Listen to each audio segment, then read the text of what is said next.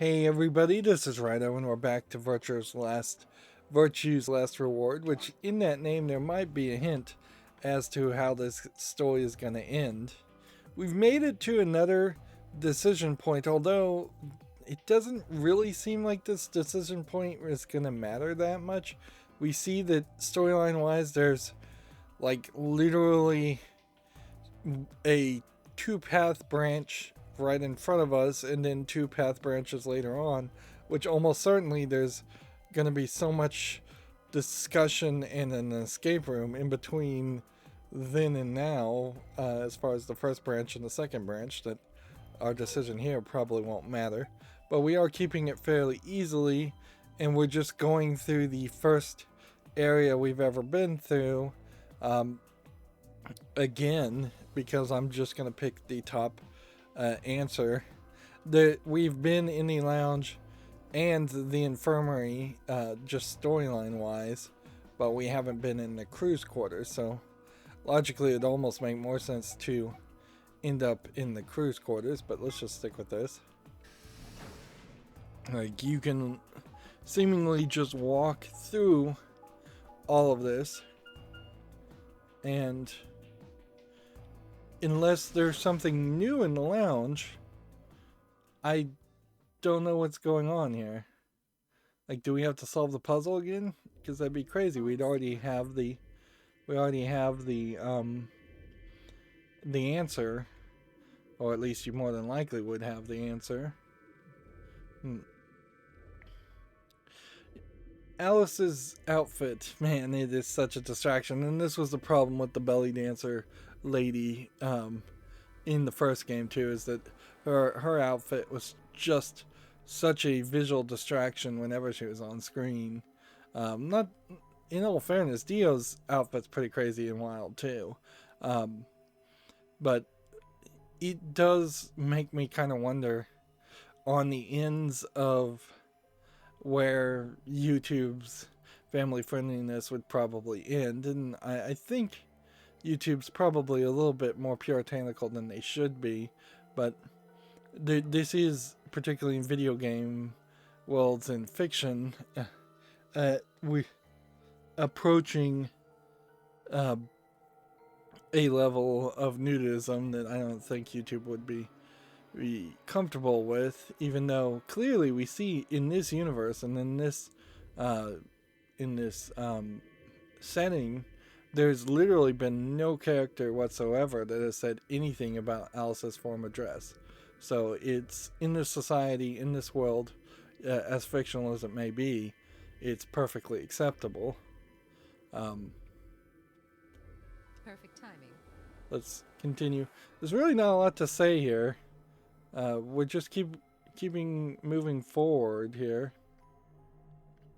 The only thing I could think is that if there was a perfect ending in this path, which almost certainly there isn't, we would have to work really hard to think about how we could balance the next vote so that everybody gets equal points back, and I just don't think that's going to happen. You were here earlier, right? Yeah, I was. Phi, Luna, and I were the first into this room, so maybe they're trapped in here, and can't escape until they put the pet code in again. Also, it's kind of nice to not really have to be stuck with Phi in particular. Luna, we barely got any backstory with her, but we kind of got more backstory with Sigma being kind of a ladies killer and hitting on Luna. Did you find anything suspicious? Like secret pathway or something. No. And I looked fairly hard. You really think that kind of detail I would have neglected to mention? Anything else then? Anything out of the ordinary? Out of the ordinary? Well, I mean, everything is about this room is out of the ordinary. Well, looking at the room right now, the light's not lit up. The cocktail glasses aren't there. Apparently all the alcohol still is in my inventory. That would be actually interesting if we could see that, but I bet my inventory just got cleaned out. We'll have to check that next time we're in an escape room. How about this? Yeah, we had that and we collected that, certainly. So how did they find it? I thought that was in my collection of items. Or I guess maybe not. Well, see, this runs into a weird problem because if you look in the archive, let's go back to the first page. The poster in the elevator we took off the wall and we just have in our inventory. So the astronomy today here, which is more zoomed out like this, one would assume that you were holding that in your inventory too, so how would they have been able to find another copy? Isn't that obvious? It's an astronomy magazine. Apparently it's got an article about a lunar eclipse. It says it's going to happen on December 31st, 2028. And Luna was the one we got paired with, so was there a hint in that? This New Year's Eve, then? Yeah, 6 days from now. Wait, what did you say? Wait, what did you say? See, here you have a reaction animation that's new for Alice. We haven't seen this before. And you can definitely see when she's in this reaction pose, she is bouncing up way more than she has in other poses. What do you mean 6 days?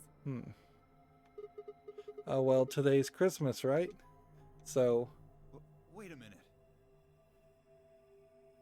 So apparently, all of these people maybe were kidnapped at very, very different times.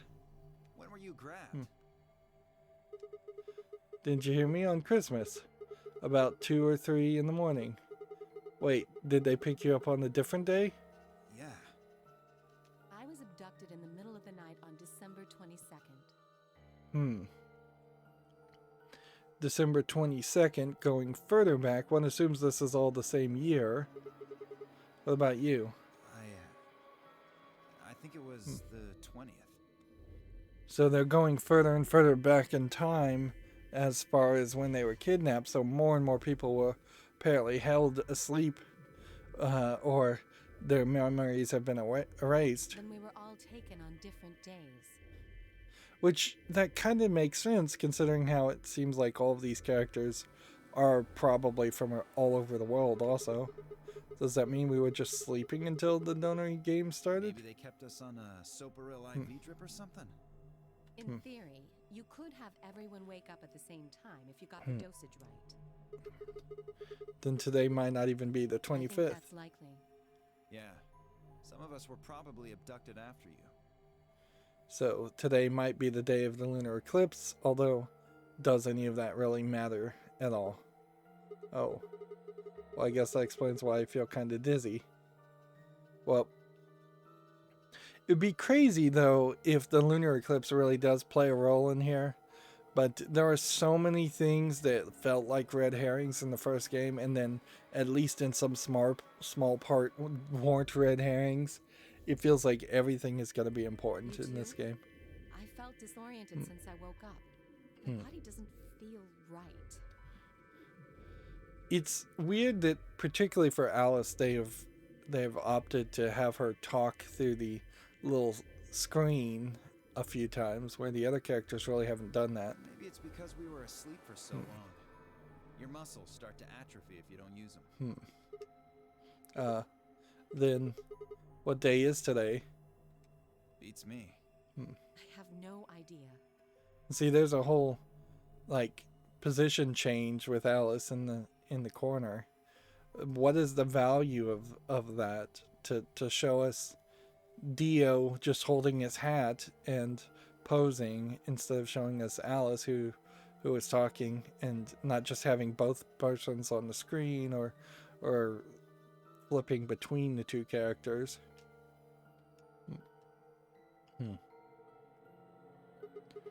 Well, what about you guys?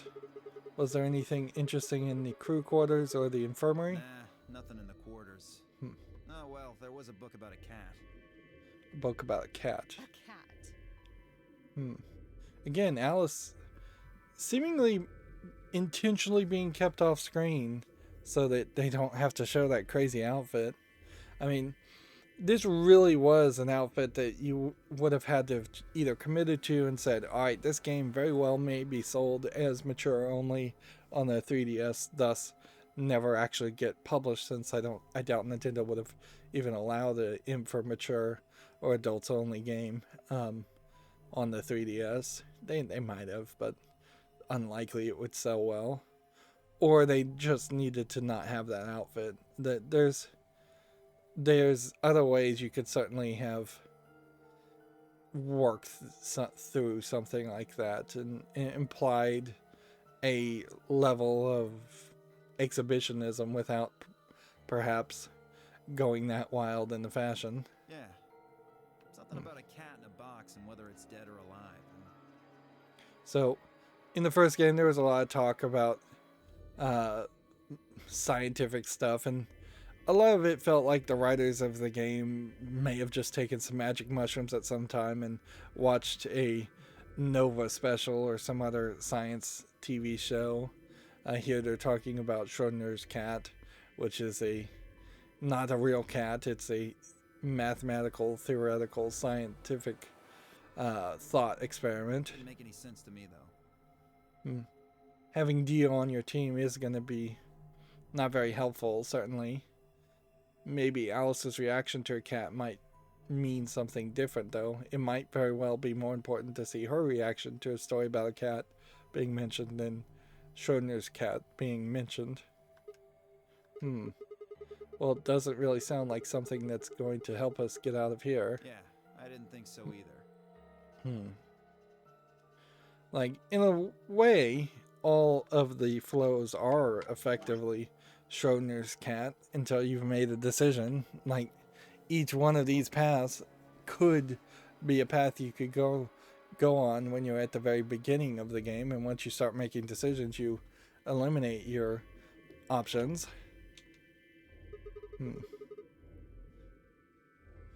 Okay. You know what I would do if an artist came with me with this art style, with the big giant ring, is I would say, okay, let's open up the ring and turn it into a cloth that covers the outer curvature of the boob, the under boob. That's the big objectionable thing. Let's turn it into golden tassels that would hang down, covering at least an inch below the under boob where it stops, and then we could show the belly, and then that would be much more acceptable. Certainly, you might integrate the hawk that's on her belt too to bring back a different pattern. It would be really easy to do that. Or you could just maybe even go simpler and take her coat and have the coat zipped up at the bottom to cover a lot of that. But yeah, this really is the kind of animation that you would expect an animator to do as a private joke, not something that would have made it to production. Nor does it really feel like it's enough of a poison pill, because clearly this game came out, and this isn't like some DLC skin or anything that came with like a deluxe edition of the game, as far as I know. They committed to this. If they were trying to train wreck the sequel of the game, they would have had to have gone a lot crazier. How about the infirmary? Find anything interesting? As you can see, I'm just having a real hard time sticking to the story whenever she's on the screen. Well, actually, there was one thing. And her putting her arm under there's not going to help that at all. And in all fairness, if there was a completely shirtless guy in the game, I would be distracted by that also. What? I wasn't trying to hide it. The right moment to mention it just never came up. More and more, we just want to see the other two characters in any group talk to each other and let Sigma just sit back and listen. And if there's a point where he needs to ask a question, have him ask it. But mostly, let's just make him the silent observer in most scenarios. I feel like if this was more of a Telltale game, which effectively Telltale games were a Western twist on visual novels, you could very easily see a experience like that, where in the Telltale games usually it is just one or two people talking to each other, and you have a timer counting down whether you want to add anything to the conversation or not. You don't need to apologize, just tell us what you found. Well, see for yourself. It's a newspaper article, looks like. It says Radical 6 infection spreads. Cute containers to elude authorities. What is that? Well, trying to read the blurry version is probably pointless. Yeah, it was in the safe in the infirmary. So, Radical 6. Was there 6 people that survived the Nonary game in the first game? I kind of feel like there may have been as many as 9 people who survived in the Nonary game in the perfect ending. It maybe one person didn't survive. But I don't feel like that was even the case. There was maybe somebody that was shot, but still felt like they would have survived. Where, honestly, I felt like more people probably should have had to die, even in the perfect ending. Let me see that. Radical 6 infection spreads. Cure continues to elude authorities. Oh, it doesn't say cute, it says cure. What the heck? What's Radical 6? Just read the article. I swallowed and began to read. See, this is a great point where making me read is pointless, and it would have been nice to have a voice actor just explain it to us quicker and vocally. The Radical 6 virus continues to spread across the globe like wildfire. The World H Organization has confirmed that the death toll is estimated to have passed 100,000 victims. So, we might now have the motivation as to why this Nonary game is going on. It very well may be a case that there is a belief that Alice could produce the cure, or one of these 9 people in the group can produce a cure, and that the way to get the cure is to play a Nonary game. Although that seems extremely convoluted, but it is also seemingly how they created the sleeping gas in the first game that was used to kidnap people in the second game. Immediate quarantine of any infected patients is strongly advised. That might also be the scenario here, is that it might be that all of these characters are quarantined and they're running out of quarantine space, so they've created this idea of making a Nonary game to potentially kill off infected people. And that this is like the trial run of many Nonary games that would be run. It could also be that this is all a dream happening in Sigma's mind, which that's a possibility too. Still getting a lot of ... dots. Do you think we're in a quarantine facility? You mean you think we got infected with this Radical 6 thing? If they were all infected, they're showing very little symptoms other than being dizzy, and that they seemingly don't have any shared interaction, so how would they know these people were infected to the point that they had entire kidnapping operations set up to go? Oh, come on, you gotta be kidding me. Well, we don't know anything for sure. If anything, if they were infected, I'd almost assume they were kidnapped, then injected with Radical 6, and then forced to play the Nonary game. But look at us. We seem pretty healthy. Admittedly, I don't know what the symptoms of Radical 6 are, but if it's killing people worldwide, They must be horrific. Now, just look at this soft, lustrous skin.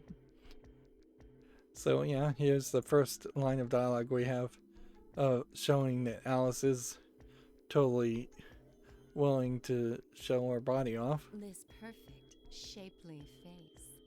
Hmm. Does this beauty look like something infected with an awful disease? Hmm. You want to touch it, don't you, boy? I Hmm. can see it in your eyes. This is a weird twist. Yeah. At a certain point, it does defy any other description than a perverted author. Huh. But there's not something inherently wrong with a author having his proclivities and perhaps being a pervert. And like it has worked in a lot of famous authors and stories in the past. Almost all the 80s teen movies wouldn't have existed if there wasn't some kind of perverted producer or director or writer. Go on. Try. And he's making a weird shrugging motion. I don't know if this is the closest animation they had to him potentially trying to touch her. Well, I'm feeling a little weird. That could just be from sleeping for a couple of days. Or maybe it's a side effect of that drug. See, and then they just don't not move him out of position when Dio starts talking again.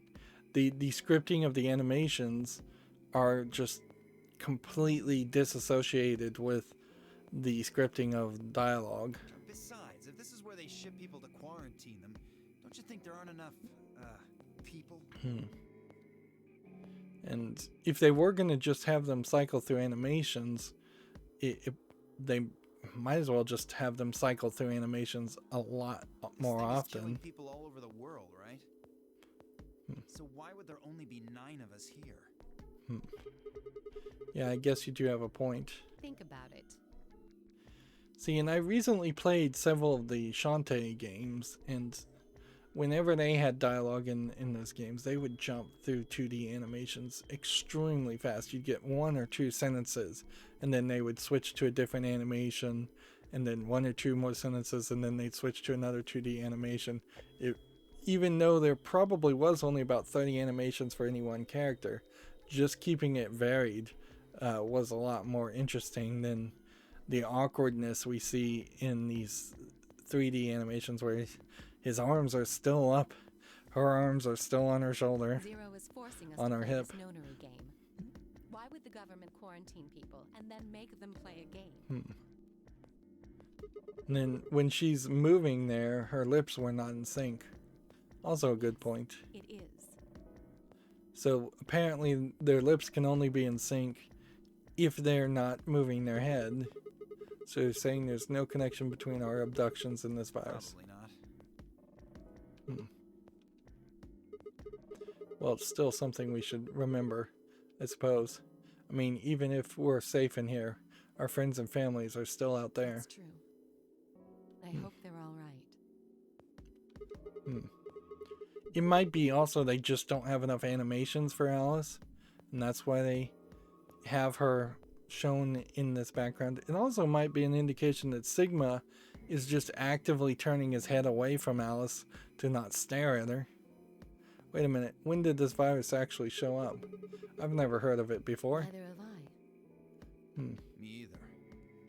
So it's possible that we're getting lied to and that this is not 2038, but potentially 2048, 2058. This could be 100 years in the future, and these people could have been kidnapped and frozen for a long, long time.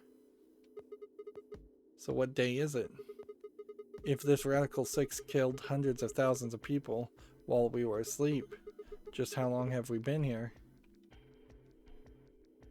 I don't think you'll be able to just puzzle that out. Yeah, that is particularly concerning. The longer that number gets, the worse it sounds. If we want the truth, we need to find more information. Although, in Alice's case, she was apparently frozen for hundreds, if not thousands of years. So, I think she in particular would be concerned with losing more time. Okay, I think I'll go look around a bit more then. I've already spent plenty of time here anyway. Alice and I are gonna stick around.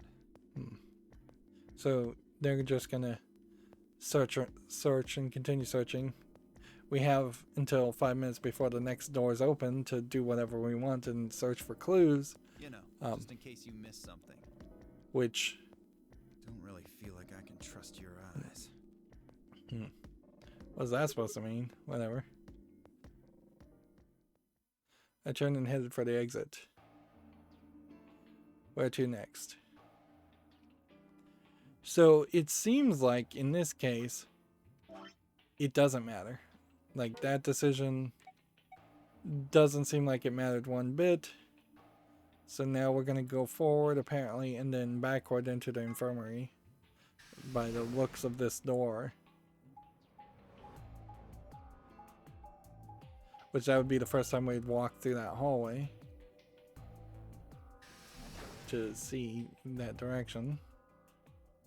Infirmary was the stabbed woman, which we didn't do any more research on that at all.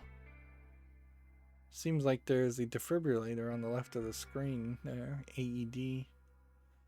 How's it going? You guys find anything? Hello, Mr. Sigma. Nothing yet. Oh. Well, Alice, Clover, and I did go over this room quite thoroughly. I doubt you'll find any hidden hallways here. We could look for light fixtures, I suppose, if we can look around this room, but I bet they don't actually let us look around this room. Instead, they just kind of show us the one item that they wanted us to notice. Why are you back here, then? Well, I was concerned about the lady you found.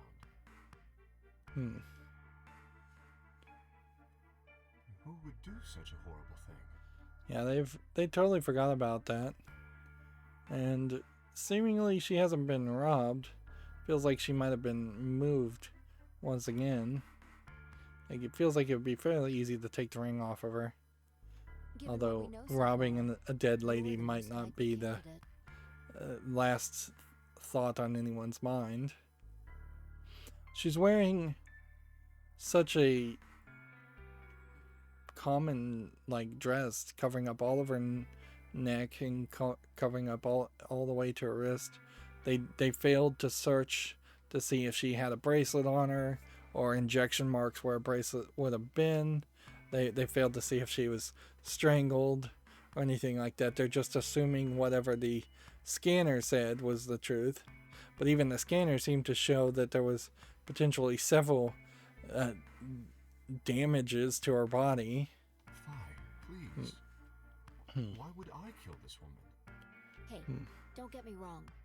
I'm just saying the evidence points to you right now. If we find more evidence in the future, that could change. This probably does indicate that Fi, even though she does seem to be seeing some future events and has some foreknowledge due to the time loop effect that we almost certainly are gonna have, unless they decide to say she's just psychic and the time loops just don't happen like the first game.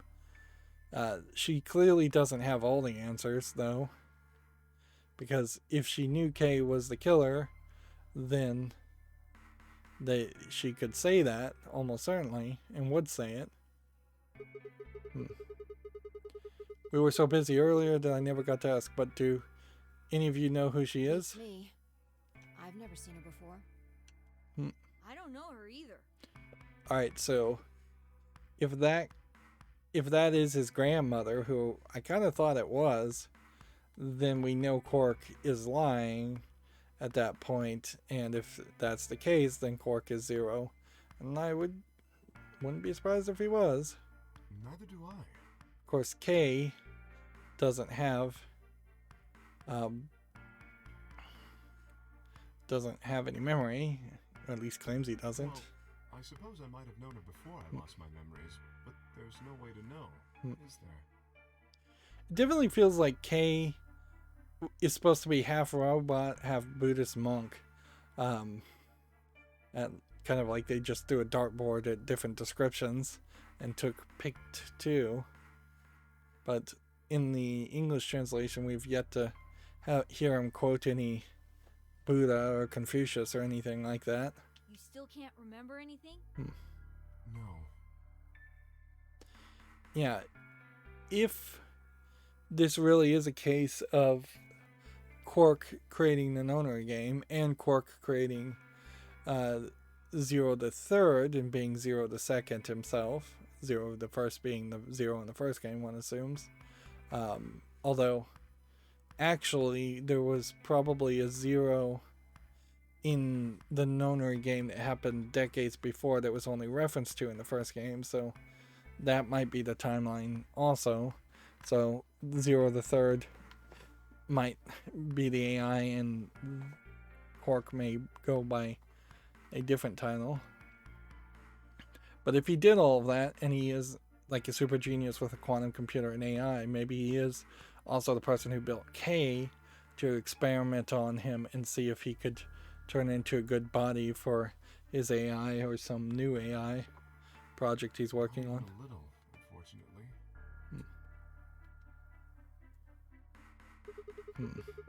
You better be telling the truth about this amnesia stuff. Suspicious of me too, Sigma? So, suspicious. Have you looked in the mirror lately? You might as well have suspicious tattooed across your forehead. If someone ran into you on the street at night, they'd probably pass out from fright. Or maybe even during the day. Now, in the first game, you very rarely got like conversation prompts. In fact, I was extremely surprised when we did get a conversation prompt 4 to 10 hours into the game. That definitely felt like a point where you could have been asked to actually respond to whether you're suspicious of him, and perhaps he would remember that, and perhaps that would create a different branching path. That being said, I kind of feel like the Telltale games that would remember some of the responses and conversations and pretend like that gave you a different branching path. The way they did that is by really merging all the branching paths back together at the end, and your decisions not really mattering that much. And so they heavily de-emphasized the branching paths in things like the Walking Dead series.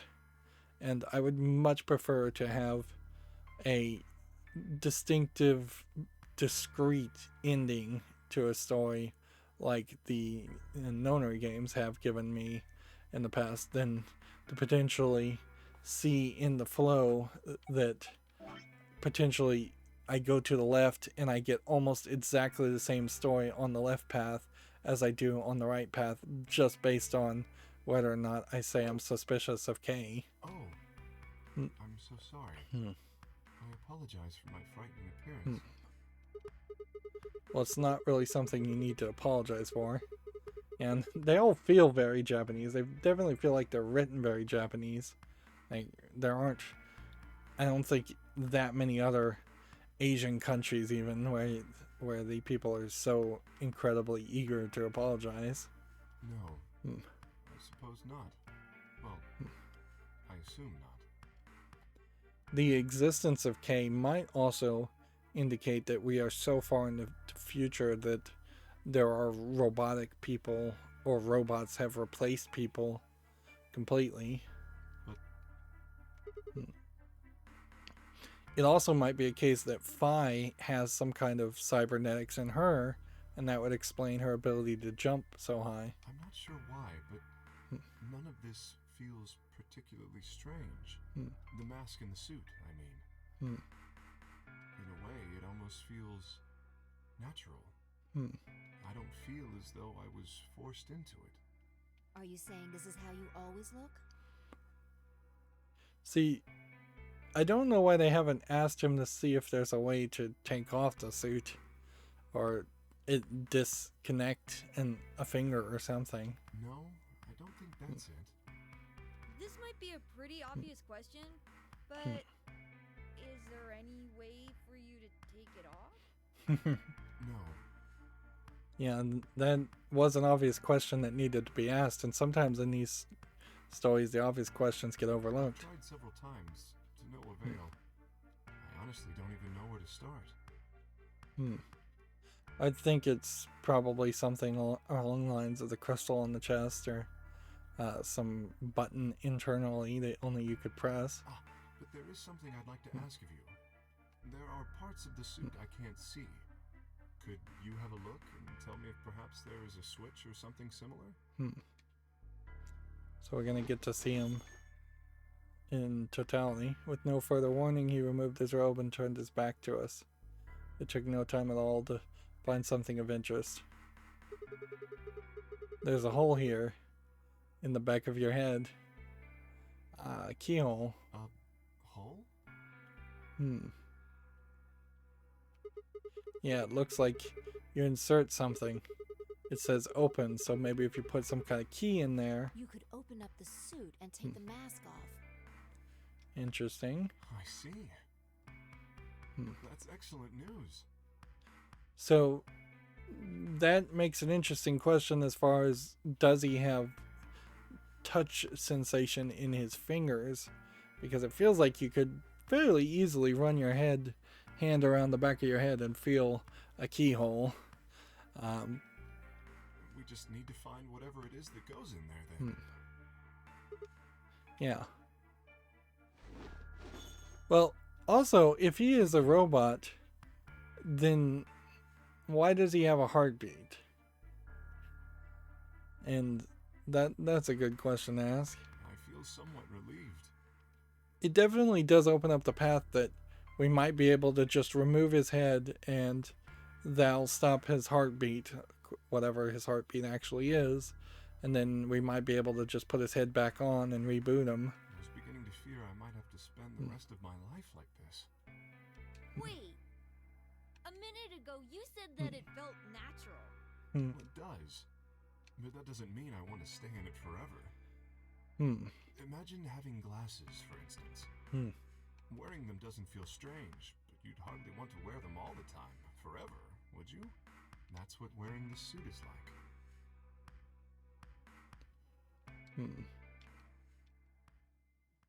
Not much backstory there. I think that's enough about me. Should we move to the next room now? I would have really liked to see more of his back, just to see how they artistically would have designed it. I'd also like to know why he has so many bells on him that jingle. No. There still might be something here. I'm staying. Me too. I see. Well then, I will move ahead and see how our companions are doing. What do you intend to do? I think I'll be moving along too. Where do you plan to go? So I can only go to the crew quarters, and we really didn't get much in that description, really, as we just figured out that he needs a key, which almost certainly will have redundant dialogue later on that repeats that same information anyways. And they need to be particularly careful in a game like this as far as the level of repeated and redundant dialogue that happens. I was thinking I might go over to the crew quarters. Very well. We shall head for the lounge then. And so that kind of forces him to the lounge. So that potentially might push, like, my decisions in a different order might have pushed different people to different areas. But I don't think by much, frankly. Really. Because it seems like Kay is the only person that has any inclination to move. Of course, if we were playing a completely different path, different groups would have started in these rooms, so perhaps that would have caused more people to move. Until we meet again. Excuse me. You could almost make a board game around the concept of each character having their own likes and dislikes with other characters, and their movements being procedurally generated around their interactions or their feelings towards other characters at specific points in the time in the story. But at a certain level, then you would have to almost certainly throw out all the story, because it wouldn't make any sense, and you would be playing something that would be a advanced modification of something like Clue instead of visual novel. game that needs to have certain people in certain places, or because the story dictates it. Kay's robe flowed silently around him as he turned to leave. I made my way out to the infirmary behind him. That panel definitely looks like a different kind of puzzle. And see, this was the one area where it looked like there was 4 different rooms that you might be able to go into.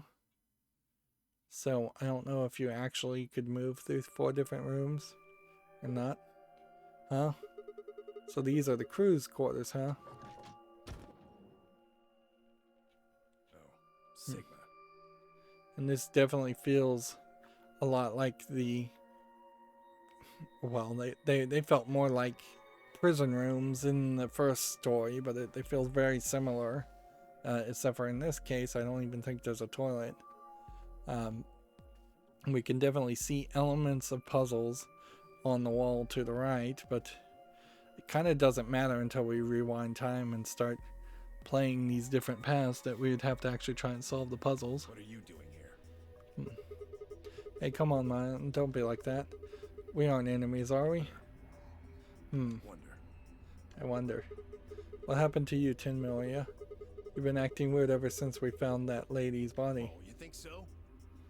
But you sure it ain't just all in your head? Fine. Let's all move on to something else then. You and Quark. Is he your Why do grandkid? you want to know? Tin Moria is being particularly standoffish. Why, well, I mean, why do you think? He keeps calling you Grandpa, of course. I'm gonna wonder what the deal is. We all got kidnapped and brought here, apparently. And see, inherently we failed to ask the right questions in that previous room about what day were you kidnapped? What day do you think it is? Have you heard of the Radical 6 virus? All very important bits of information. Have you heard anything about Schrodinger's cat? Have you heard anything about the Lunar Eclipse? Now they're making us all play some sort of weird game. I'm just trying to find a little meaning in all of this nonsense. That's it. So tell me, Tin Moria, are you really Quark's grandpa?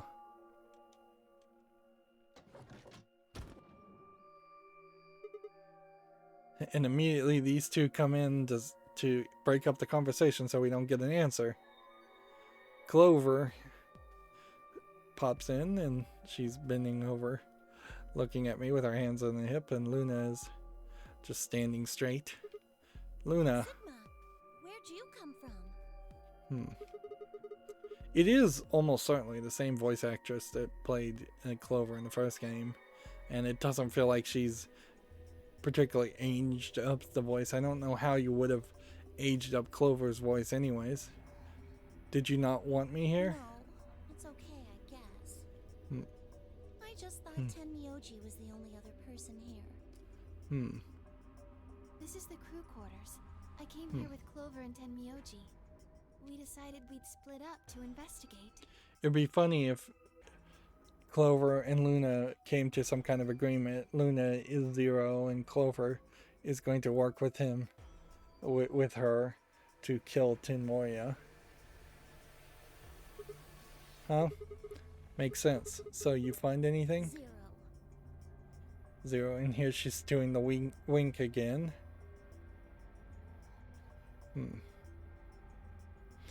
I would assume part of the reason why the wink is the way it is because they've only programmed these animations to loop. That there's no way that an animation just goes through once if it is a stationary endpoint. Clearly the animations go through only once when they move their arms around, but the winking for some reason or another was not included in that.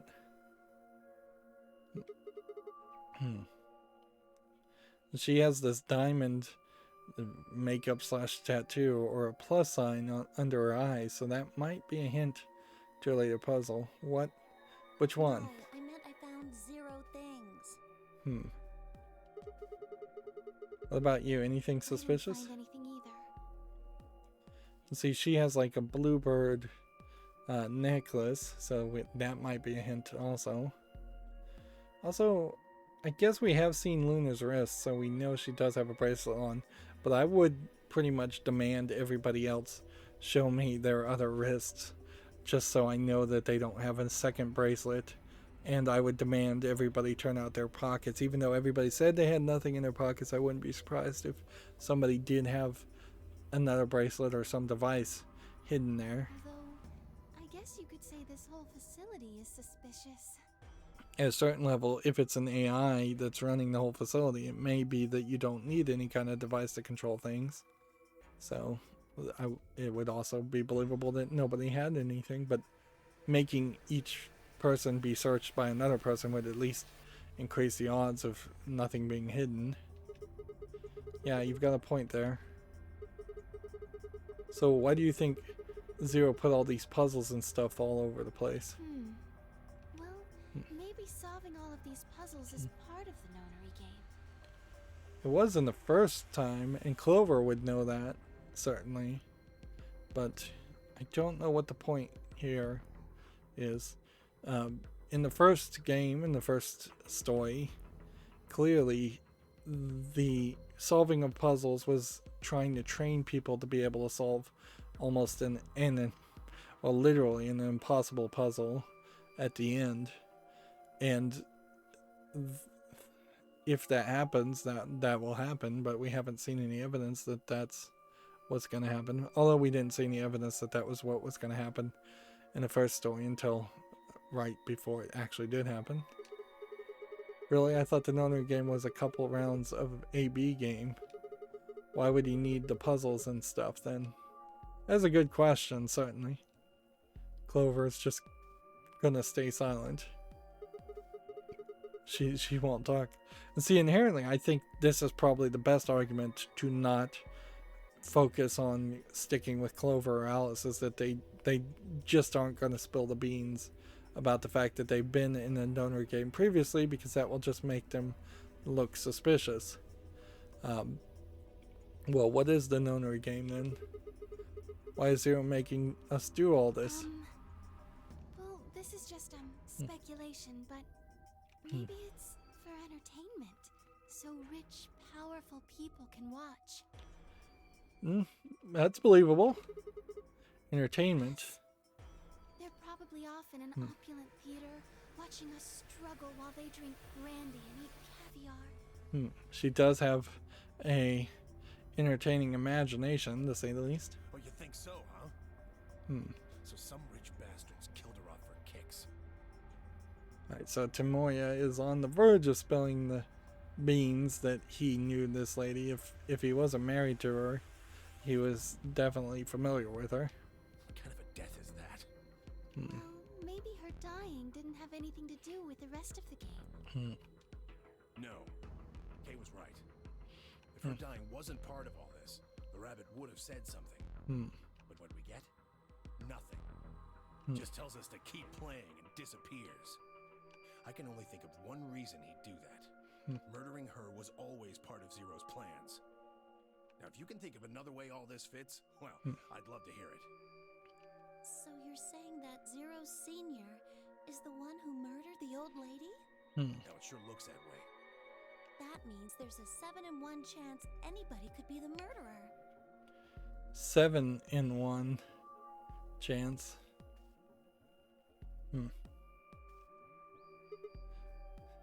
Now her eye is stuck and her mouth is open. Wait, 7? Well, Alice and I can't be Zero. So is Clover gonna come clean? Okay, I'll let the eye part go, but you're gonna have to give me a little to convince me Alice can't be Zero. Come on. Alice and I know each other. Well, how do you know each other? Oh, I guess you could say we're co-workers. co-workers. And where do you co-work? Organization? So did they form some kind of like secret organization after the first Nonary game? That's kind of vague. What kind of organization? That's...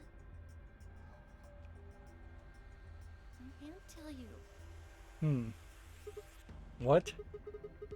What do you mean you can't tell us? And see, they make the text occasionally larger, like he's supposed to be shouting, but it would have been so much better to either put shouting in parentheses or simply make the text really, really big instead of just slightly bolded, or just have the main character voice acted. I mean, I can't tell you.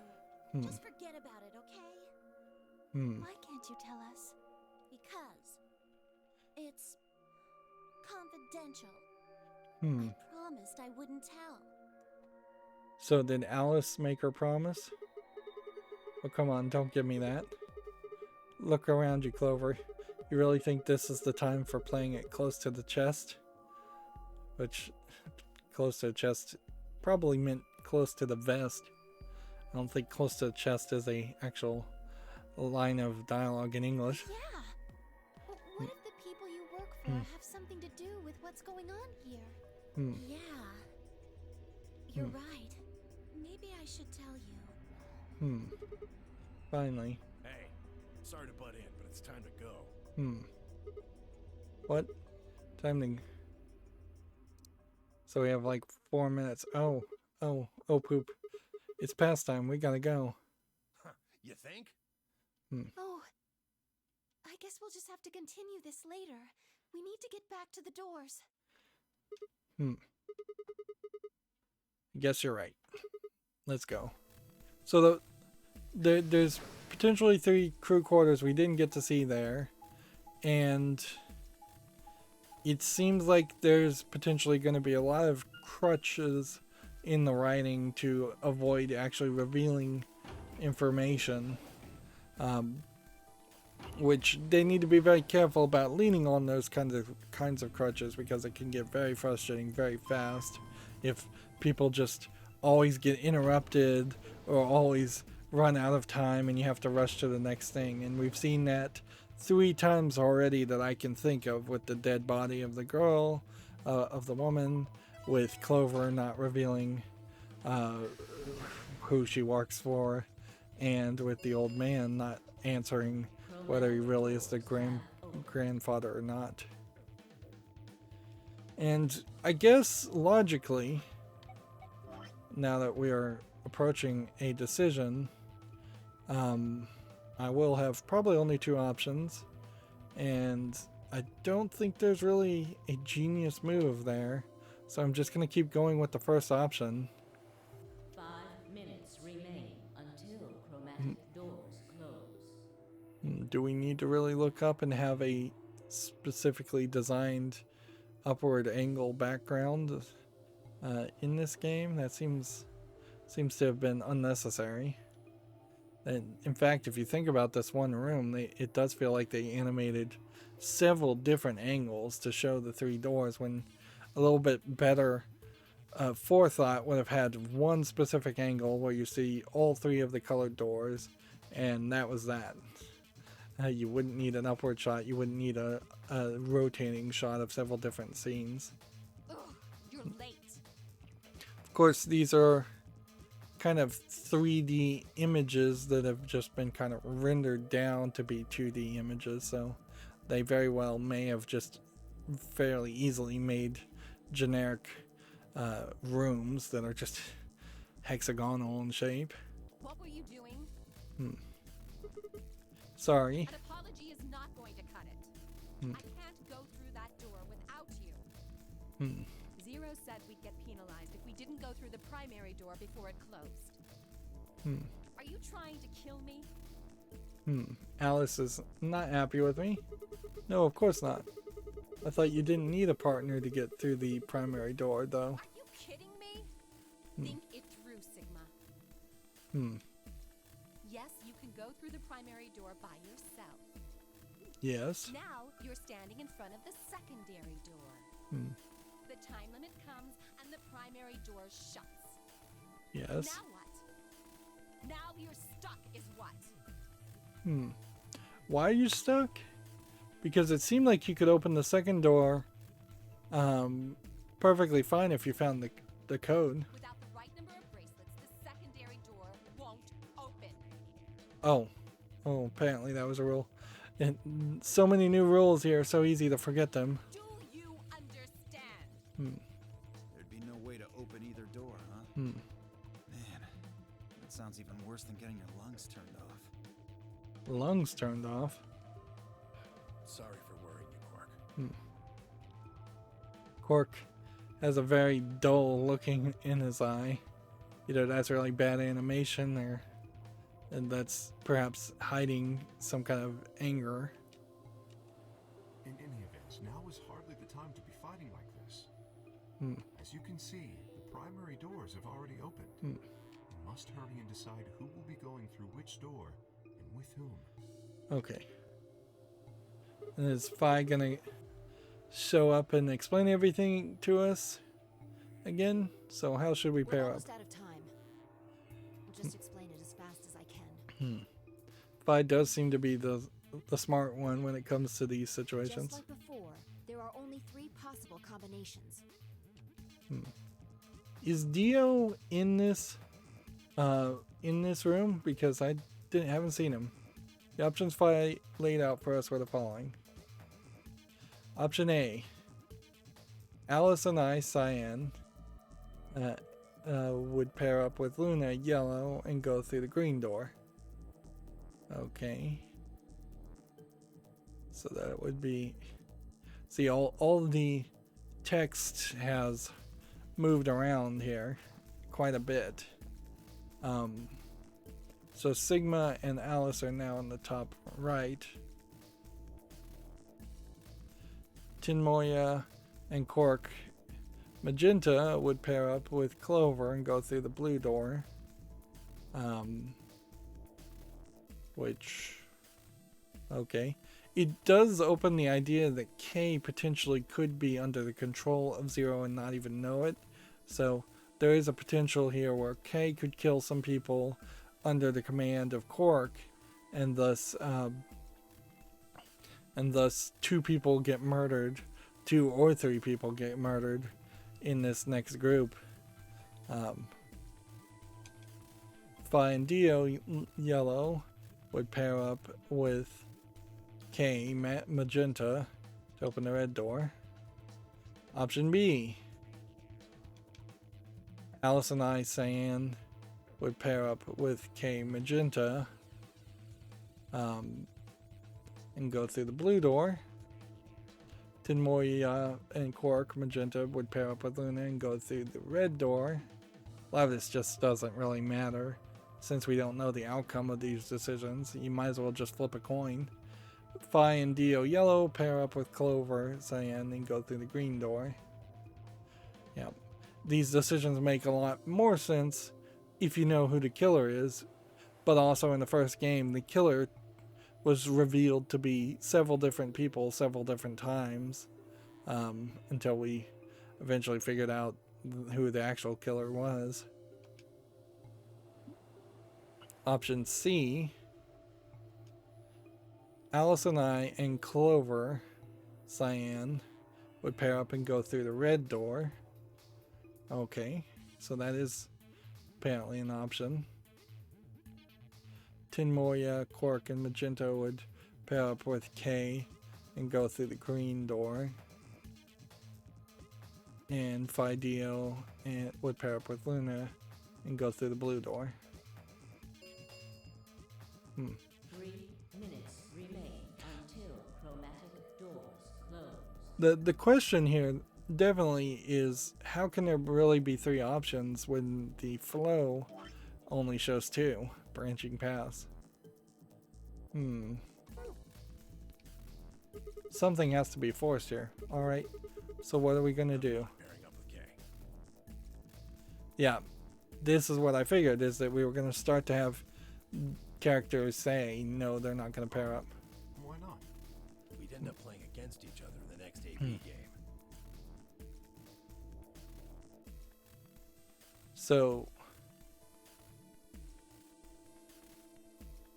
you play, you do these puzzles, and why would that, like, at a certain point, I think what Tenmoya is suggesting here is that he will not learn to ally with anybody, so he's not going to ally in the voting, and he's not going to ally in the puzzles. Last time, you betrayed Clover. Interesting. How am I supposed to know you won't do the same to me? You can't be trusted.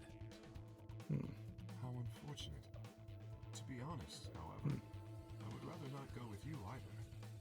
Interesting. Yeah? Why's that? Well, you only have one BP left. I very much doubt you'll choose to ally in the next round. Even if you promised me you would choose to ally, I'd be in an undesirable situation. Interesting. You see, I wouldn't be able to choose to betray. Because if he betrayed, he would either kill Tomoya or nothing would happen. If I did, and you were true to your word and allied, then I would kill you. So there you are. That is why I do not wish to be paired with Tenmyoji. Of course, for the same reason, I would rather not be paired with Alice. Interesting. That's not a problem. Sigma and I will be taking Clover. I trust her more than any of the rest of you. Yep. And there you have a very, very anime happy smile animation that just is totally something that you would not have wanted to animate here.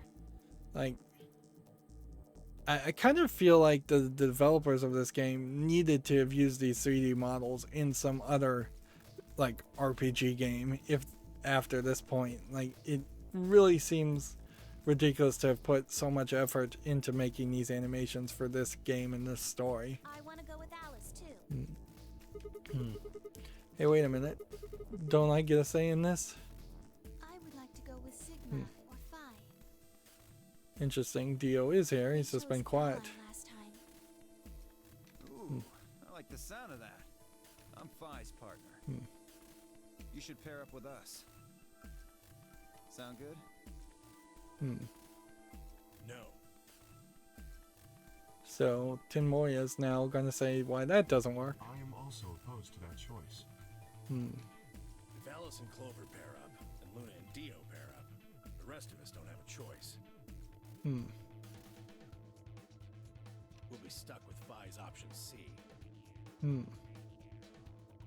I believe I mentioned before that I do not wish to be paired with Tenmyoji. And I don't want to go with K either. Then what the hell are we supposed to do? 1 minute remains until chromatic doors close. Now this is just completely ridiculous because they had like at least 40 minutes if not 2 hours to discuss this and think this through, and they failed to discuss it until the last 5 minutes. That's just bad experience.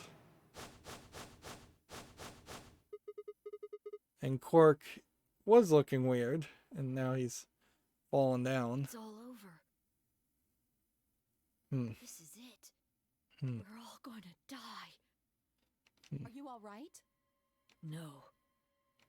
That's not it. Don't you get it? We aren't gonna die. We have to die. Interesting. We have to die here. Why? All of us. What the hell? Oh, snap out of it, kid. Oh, come on, Quark, talk to me. No, I'm fine. You're the crazy ones. So serious about this stupid game. We should just stop. End this. He does propose an interesting thought. Just stay where you are and see what happens. All of it. End everything. Because my understanding of the rules, and there's a lot of rules here, is if they just stayed in the warehouse, didn't bother to go find the keys, they wouldn't be able to get into the the AB game rooms. Then the AB game rooms would potentially just happen without you, or do the AB games only get triggered once you open the door? Like, is that's the question there. Does somebody have to have a key to open the AB rooms, or do the AB games and the voting take place anyways after a certain amount of time? If they do take place anyways, then nobody actually needs to go in there. Everybody would automatically default to ally. Everybody would get points until every single person had 9 points, at which point you could just open the 9 door and all 9 of the people could walk through it, which would of course make a boring game. We need to get him to the infirmary. No, we don't have time. 30 seconds remain until chromatic doors close. We don't have a choice. Quark's with me. I'll carry him through. But we still haven't figured out who's going where. I can't afford to be picky anymore. Someone just choose. I don't care who. Sigma, you have to choose. Okay. What, why me? And what's different here is now Luna's telling me to choose. Please, just do it. We don't have any time left.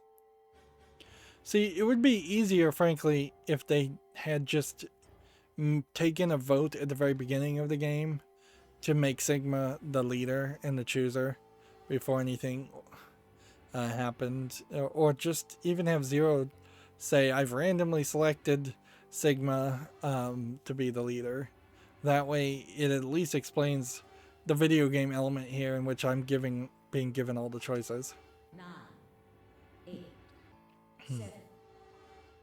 And if this was a regular game, the countdown would actually mean something, at least to the point where if you didn't make a choice, it would potentially game over you and reset you back to a few minutes earlier. Alice and I will. Okay. I'm just going to go with the big one. Go through the green door with Luna, which keeps us closely with Luna. And one of these certainly doesn't seem like it's a actual possible solution, the way the flow breaks down. Like, but whatever. Going with the top choice. Alice, Luna, the green door. Right. I'm coming. They both took off for the door and I followed behind at a run. I glanced back over my shoulder in time to see the others headed into their respective doors. Phi, Dio, and K ducked into the red door, which, let's see, that I guess puts K in a situation where he's not killing anybody. Just as Tomoya carried Quark through the blue door and Clover behind right at his heels. So the only person that potentially could die in this scenario, as it is now broken down, is if somebody betrays Tomoya and he loses points. But if Tomoya allies, he'll be fine. And I still think like I'm going to ally if I have a choice, so Alice should be fine. 2, 1. Although it might be fairly interesting to actually eliminate it from the story. But we really don't even have that much story, I think, to go left. Although there is quite a lot of points here. And interestingly, that path now is labeled as a green door, so perhaps this will indicate that the options here are going to be fairly limited, that there will be a red door, a blue door, and then perhaps some other branching paths that are repeated red doors and blue doors, but not 3 options. So So it very possibly could be the case that if I rewound back to this time and made a different decision, it very well may have me pick a different color, and this path may turn into a different color. And frankly, this path might turn into some kind of color combination that really explains quite a lot. So like the first door we went through was, I guess, a magenta door, and I guess that's what that indicates. Chromatic doors closing. Chromatic doors, another buzzword that's unnecessary.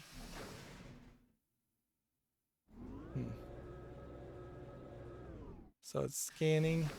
We didn't see that scanner before. We can see on floor B we are going in a very different direction. And quite the split. Let's see.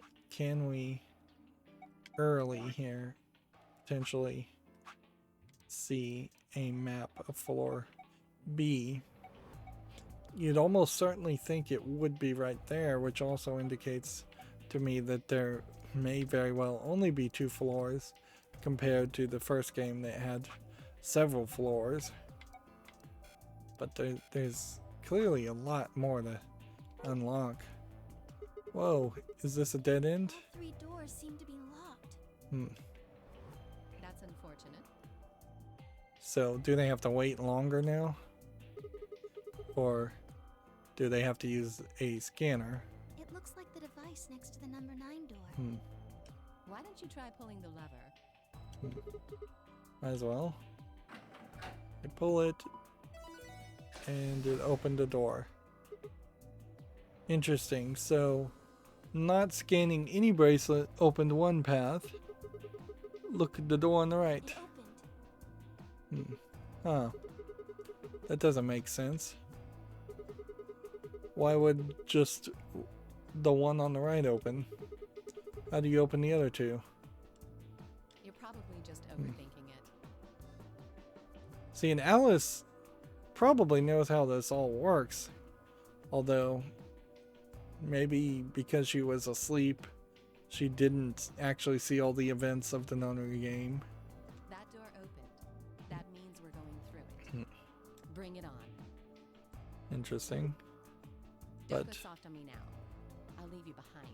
Come on, Sigma, let's go. So they don't even investigate anything more, and they end up just going potentially in circles. This is labeled as Gallium Bay. Which gallium is, I think, some kind of mineral. I half expected to see like a made up island in this room, and that we would see environmental, almost like holodeck rooms in the game, which that would be interesting, certainly, since we assume that a lot of what we're seeing is fake, considering how the elevator was fake. What is this place? It's kind of confusing, isn't it? What is it for? Well, I think it looks like some sort of workroom. If you say so. We should split up and search it. We need to find key cards with moon symbols on them, right? Yeah, I would assume Alice, being a Egyptian princess from the past, probably doesn't have the deepest understanding of what things would be as far as technology. Although we also don't really know that, since this is supposed to be in 2038. Yes. They should be somewhere in this room. Alright, let's get to it. There was something wrong with the timeline in the first game, because it basically wanted the kids that were kidnapped 10 years earlier to also have been kidnapped in the same year that the game came out, which then did seemingly push. This is weird. It twists here, and then it kind of shuffles here, and then it starts twisting some more. Alright, let's look at the roof. And it seems like we mostly are going to have to we want to see all of the roof, we're going to have to work fairly hard at that. And see, we have a whole robot. Here we have a star body. Here we have a robot. Let's take this radio, which seems to need a plug. What is this? Feels kind of like grease. Maybe it's oil. Here we have a chevron block. What the heck is this guy? Maybe it's an Egyptian mummy. What? Anyway, you look at it, it's a robot. And maybe it's a robot. There's no maybe about it. I can't imagine it's anything else. You're kidding, right? That's insane. Well, what do you think that is? Just a well-made mannequin. So yeah, it does. Seems like I thought there was something here you could click on. Doesn't that look like a bolt or something you could pick up? What are you doing? That's the door we came through. There's no point in going back there. You do know that, right? See, and accidentally clicking on the door causes you all kinds of trouble. So, seemingly one button.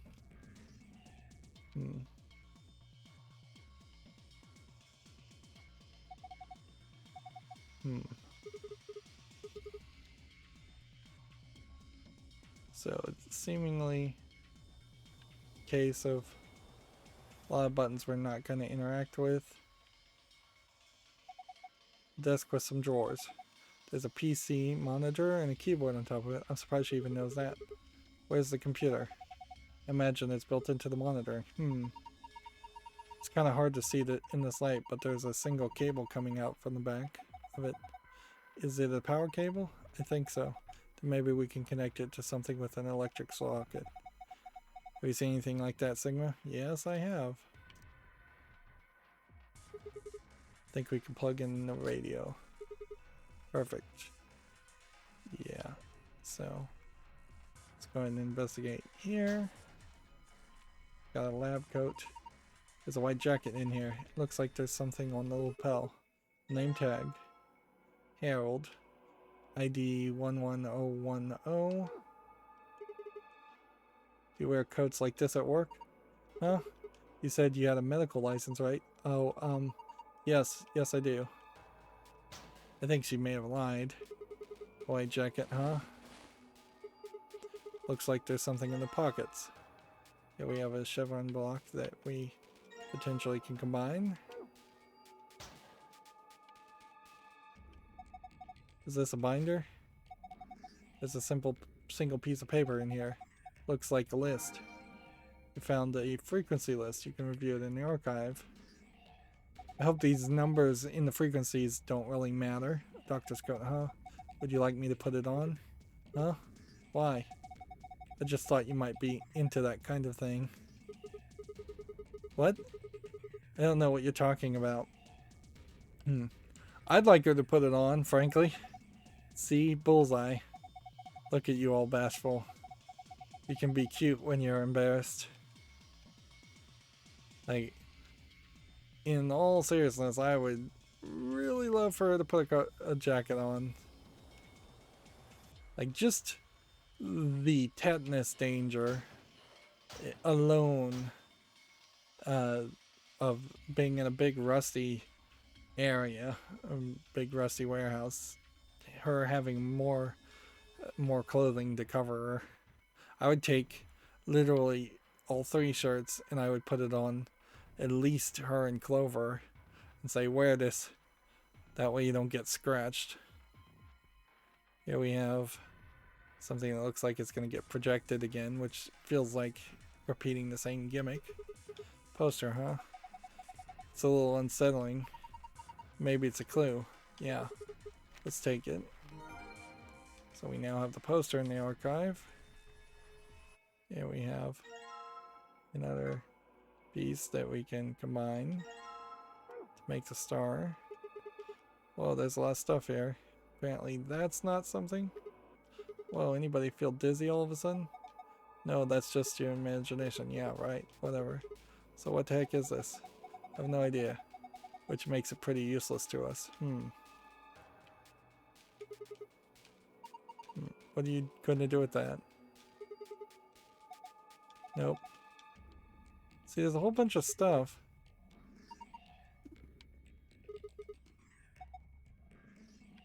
I feel like this is something.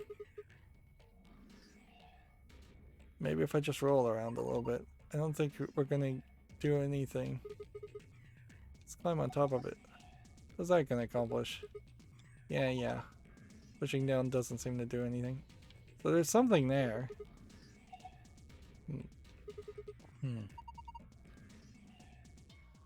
See, I don't know if the game is...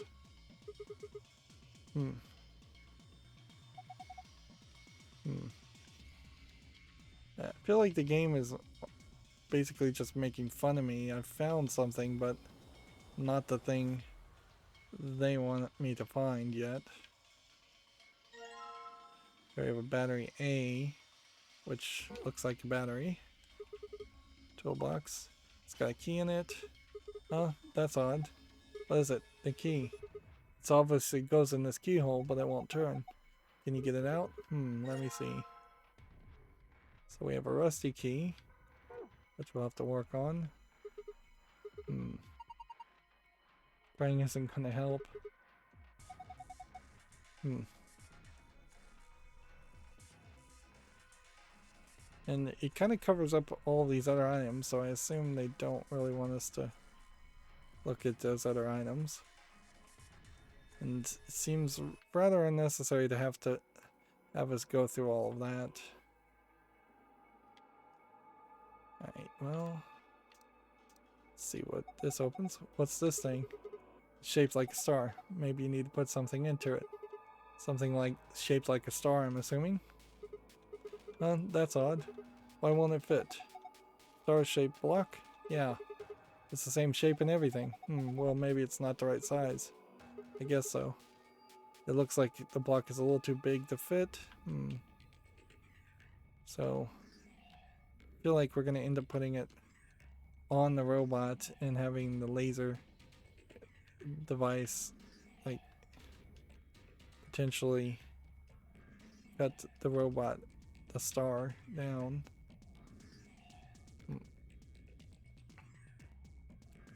Alright, so I think we've kind of found everything we're going to find. Let's look at our archive.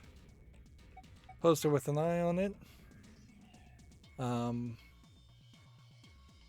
That probably doesn't mean anything to us right now.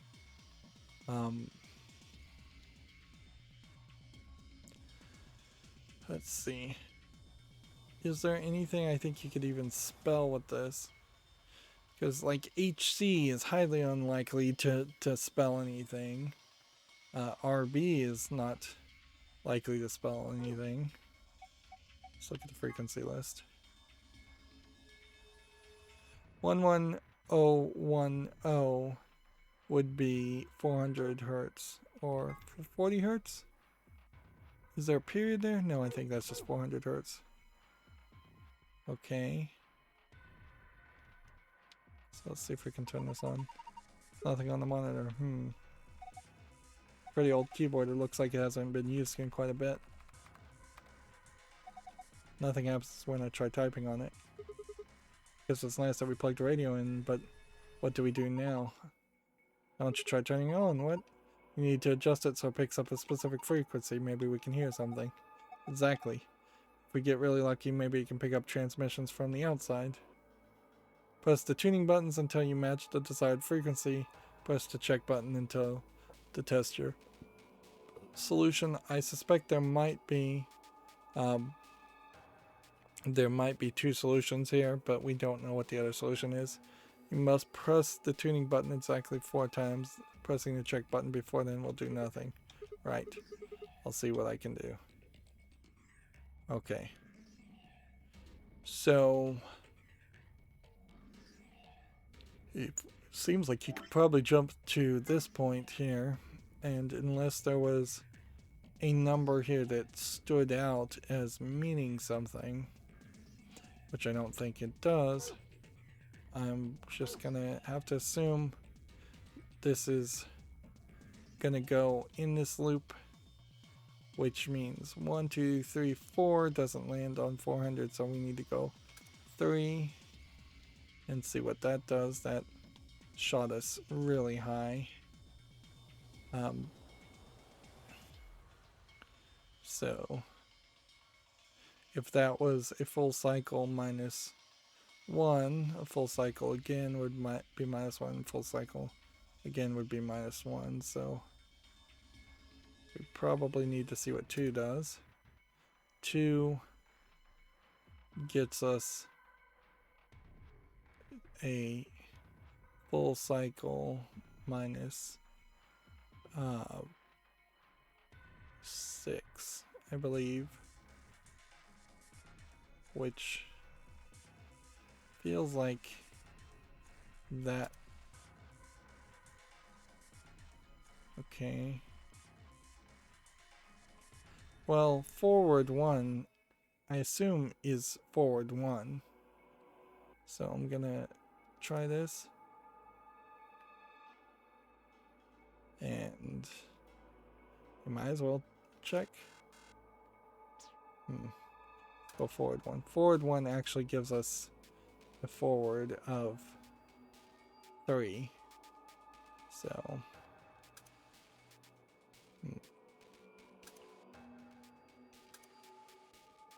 there we go.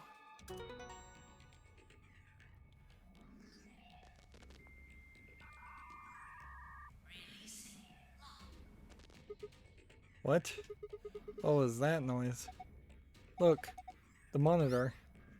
So it's like a modem over radio, which that is definitely not easy to do, certainly. It reacted to the noise from the radio and turned on. So it's some kind of voice recognition system then. It looks that way, yes. There's something on the screen.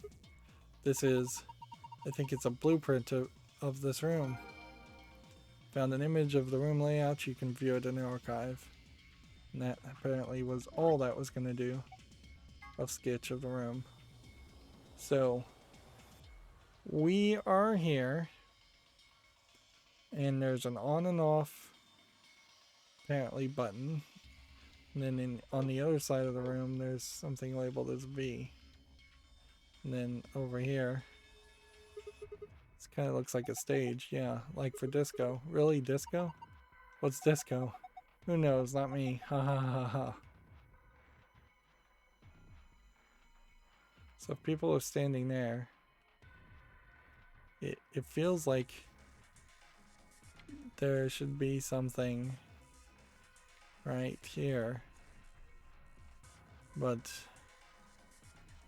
the only thing I'm seeing here is the door. Alright, well, let's hit the button, since we might as well hit it. Doesn't this button seem suspicious? Yeah. Most of the buttons are boring and just incomprehensible, but this one speaks to me. What does it say? Come on, a big red button on a plate with black and yellow stripes? It couldn't scream, "Don't press me," any louder if it said, "Don't press me" on it. Is it a self-destruct button? Maybe the moment we press it, we'll hear a soft hiss and then the room will start to fill up with poisonous gas. What if it launches a missile? I don't know, that seems a little... yeah. Hey, what are you doing? It's okay. There's no way anything really dangerous would just be right out here. I'm pretty sure Zero Senior wants us to play through this whole game. It wouldn't make much sense just to kill us in one of these rooms. That is potentially an indicator that Luna might be Zero, but also it might just be an indicator that we made a good choice having Luna in this group, because me and Alice seemed perfectly content to argue over it for a long time. Maybe that's just your opinion. You could be wrong. Well, I guess so. Then why the hell did you... Hey, calm down. Nothing happened, so there's nothing to get mad about, right? You heard that noise though, right? Like something trying to start up?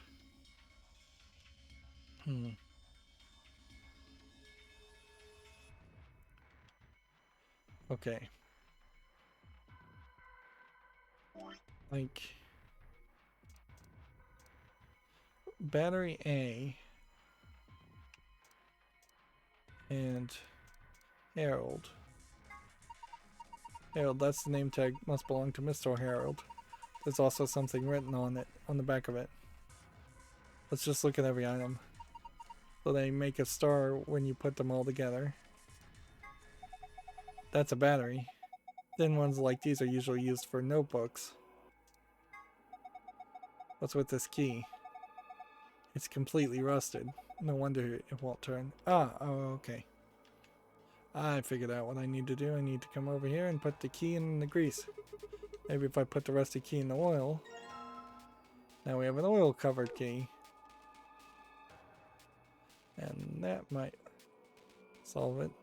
And moving to the left with the left stick and hitting the right bump does seem to turn you a little bit faster, but not that faster. I guess it worked. The lock's open. Yeah, let's have a look inside, shall we? There's a bunch of stuff in here. Might as well have a look at them. We have a bottle of detergent. I think I saw a commercial for this the other day. It's supposed to eradicate grease and oil stains. Which maybe that's hiding something. Are we going to pick up any other items? A screwdriver. That's a screwdriver. You could probably use it to unscrew screws. And theoretically you would have wanted to keep the screwdrivers from the previous, from the very first puzzle, and we didn't keep them. Also, we can take note that we don't have any of the bottles of alcohol from the lounge. Yeah, we have a silver key. Silver key. We could probably open the lock with this. You think? Okay. So we immediately know we probably want to use the detergent on the oil. Oh, are you going to use the detergent to clean up that oil? It sounds like a good idea, but I don't think the detergent by itself is going to be enough. You need something to wipe it up with. And how about you put a detergent on a rag or something? Seems like that would be easier. Yeah, that's what I thought.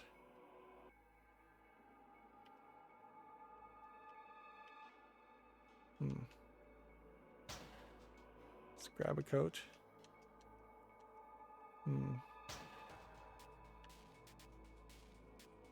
Can't use any of these coats to clean up the oil. Which that would be my very first thought, certainly, is to just use one of the coats. Because, like, seriously, who cares about their coats? Potentially the bad guys who kidnapped us.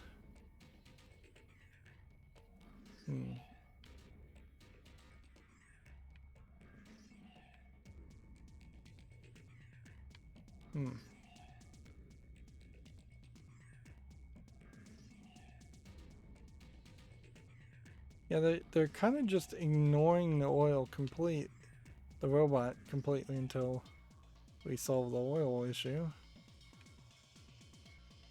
Ah, now all of a sudden we can get down here. Alright, so no good. It won't open. It's locked, yeah. Well, there's a keyhole, so we could probably get it open if we find the key that fits it. Okay, so we'll use the silver key. Yes, it worked. We hadn't even found that already. I'm kind of liking these escape rooms, though. That they're moving by, I think, faster than the escape rooms in the first game. It would be nice, frankly, if we saw a little bit more of them faster and less conversation, but I think maybe in the long run we might get a better balance, particularly if we start being able to skip large portions of dialogue. Okay. So, what the heck? There's nothing here. Well, if there's nothing here, then maybe you're supposed to put something here. Like what? I don't know. But it'd probably go in that star-shaped slot. Right, so let's put that in there. Yes, it fits perfectly. Did you just hear a noise? Yeah, from the middle drawer. The middle one, huh? So let's check the middle drawer now. Now we have a handle. This is a handle. Look at the end of the shaft. It's the same shape as the block we made. Then maybe it fits into a star-shaped hole. You see anything that might fit like that? Yes, I have. Let's go ahead and check down here too. We've got a tablet. No response from this tablet. Is it broken? Part of the back seems to be held on by screws. I bet that's where the battery goes. So we combine that then with, this is a kind of awkward rotation system where it just hovers in front of the item. We combine that. Now we have room for that battery seemingly fitting together in that. So you put the battery in there, huh? Yeah, still doesn't do anything. Maybe you don't have enough. Enough of what? Do I have to spell out? Batteries. Look at the indentation there. I'm pretty sure it can hold one more. Of course, it's not really showing me the indentation. It didn't spin the image around. A lot of these could be spun around, but there was not a great emphasis on that previously. There was definitely no indication that that was what you were supposed to do with like any of the bottles. Yes, perfect. Do you think you can turn it? Yeah, give me a second. Turn it clockwise. What the heck? Something's coming down from the ceiling. Those are more robots. So seemingly we are going to get parts. Oh my god. They look just like the thing on the table. Robots. So robots don't seem like they fully exist in this universe and are just obvious and well known.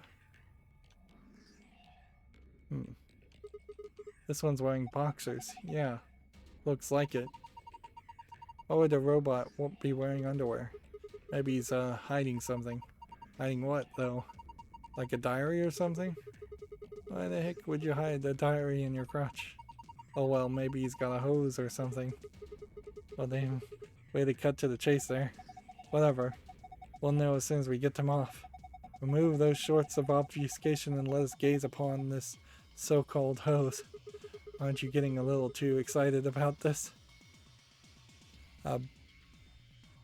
So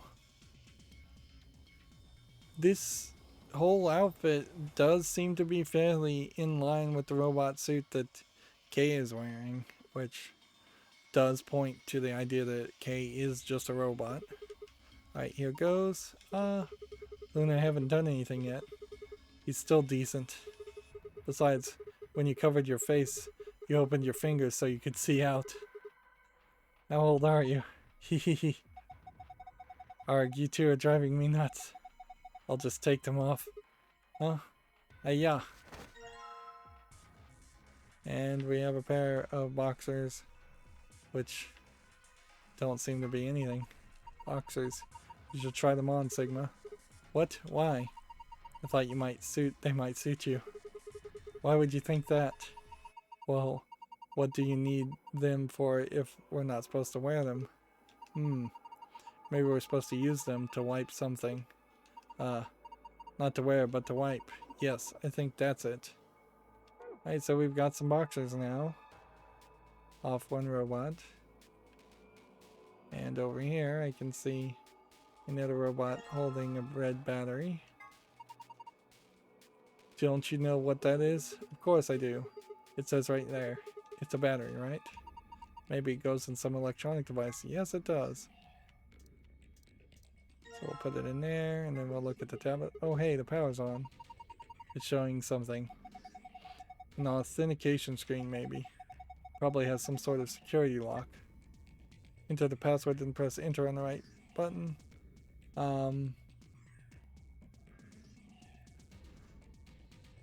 No clue. Like, let's see.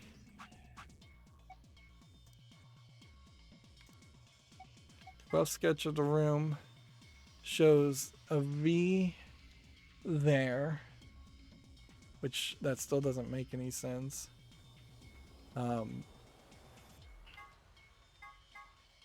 This probably is a password, but I don't know how that password unlocks. So I don't think we can do anything. No good. Can't figure it out. We need some sort of clue. That is definitely the case. I thought one of these other robots was wearing boxer shorts, but apparently not. And... The robots, I told you. So what? Is this some sort of military research and development lab? Why would you think that? Isn't it obvious? These things are weapons. You don't know that. What are you gonna say? These are built for housework? Sure, I can see people buying monstrous metal skeletons to stock their house, vacuuming rooms, folding clothes, and rocking children to sleep. I don't think all of these robots are here just to scare us or surprise us or something. This just seems to be an awful lot of work to go to just to get a reaction out of us, you know. Man, I am hitting my limit as far as dialogue. Yeah, you have a point. These are definitely real robots. If this really is a case of one of these is not like the others, I feel like there's a lot of room here for overlooking that. Alright, well, let's combine this with this. Now our boxers soaked in detergent and apparently neatly folded now. Oh yeah, you soaked them in detergent. You shouldn't have any problem with oil now. So let's get the oil up. Here it goes. You're gonna wipe up the oil with the boxers, right? Yeah. Okay, go for it. And we have 120V from the looks of it. Good. Looks like it's clean now. I wonder what this is. There's something written on the oil that was covered up. Okay. So, archive frequency list. 120V.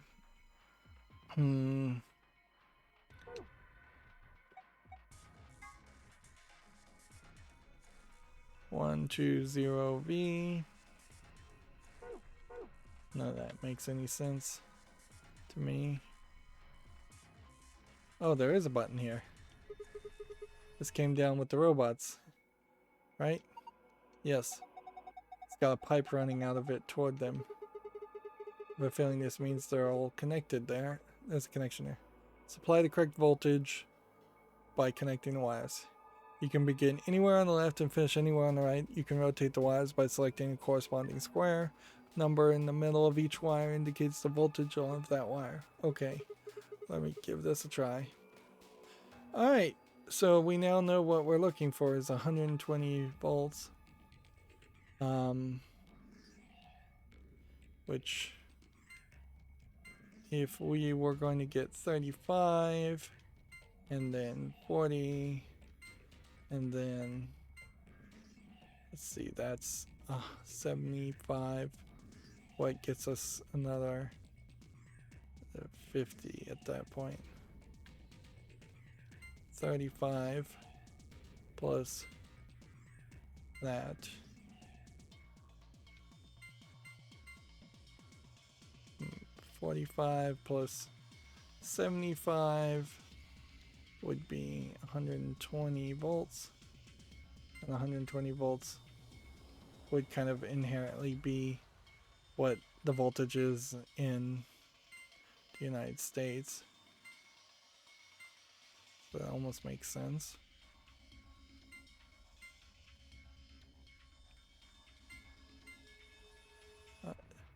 Seems like you can kind of have whatever voltage you want to. But each one of these are fairly linear, so we're at 110 in that case, which, yeah, that's not going to really work. We're going to have to figure out, like, you're not going to get to 120 if you include this 100. There's just no way. And there's no way to route the voltage differently. So that combination gets us to 140. Is there possibly a way in which we could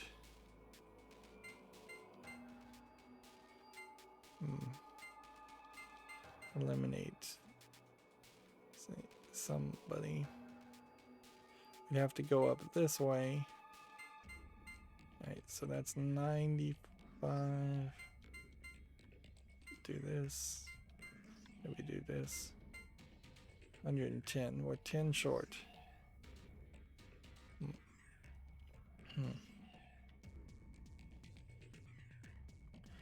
So, what if we were to start somewhere around here? Is there any way to... you could kind of start that way. 30. And then go 60.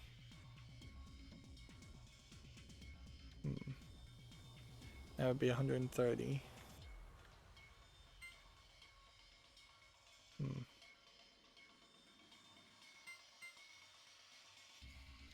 Is there a way to get this 5 and this 35? I don't think there is.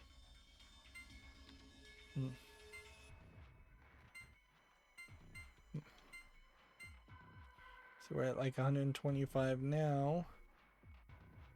We're 5 over.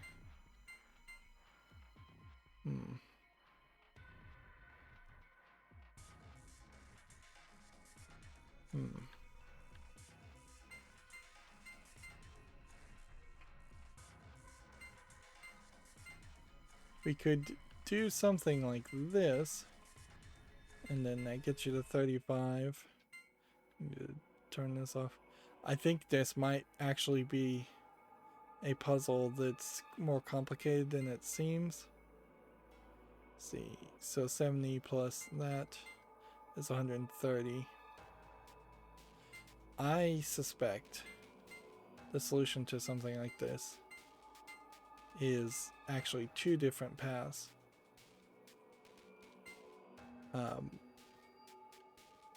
That's my guess.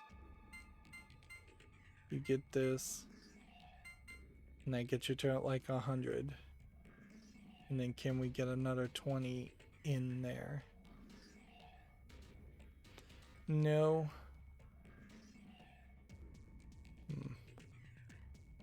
But I think that might very well be the solution.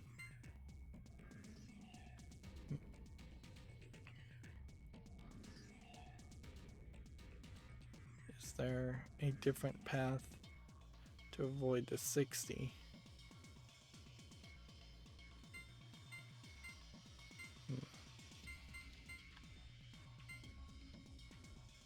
So, alright, 100, and then you add this, and it gets to 165. So, that path could potentially work.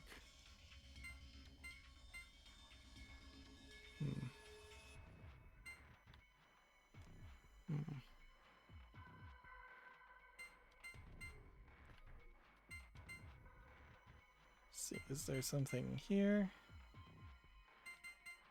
140.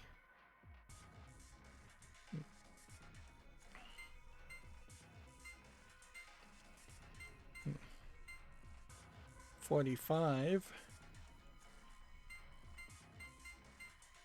Is there a way I could add 45 to this, to another 65 or 75?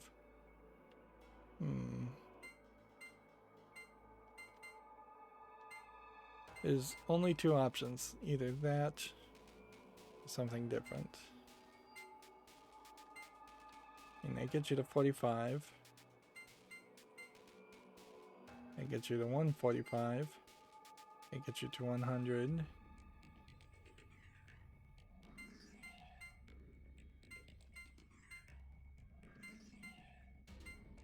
It gets you to 130.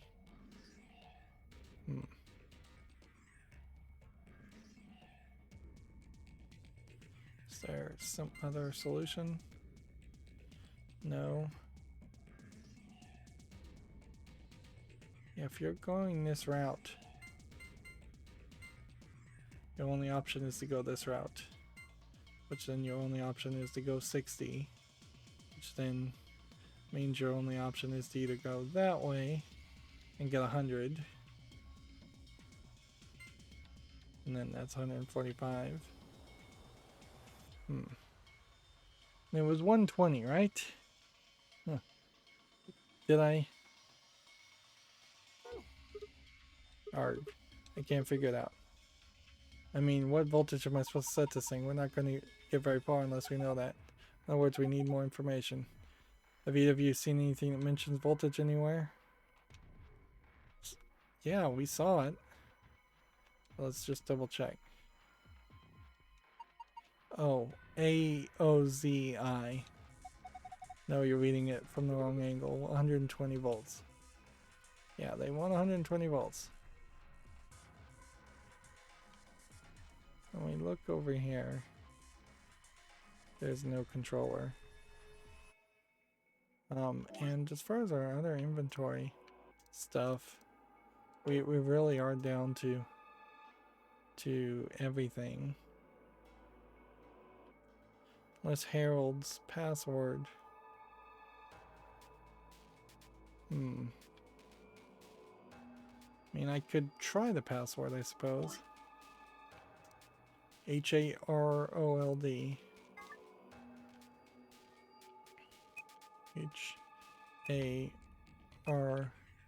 HAROLD.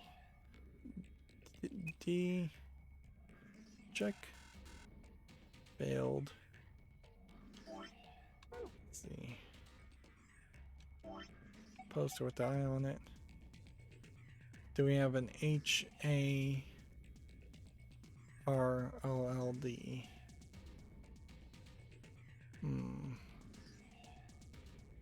No.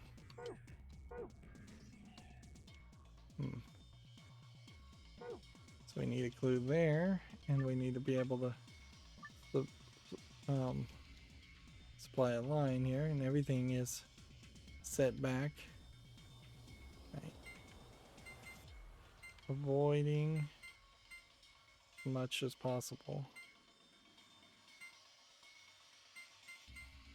10, 110.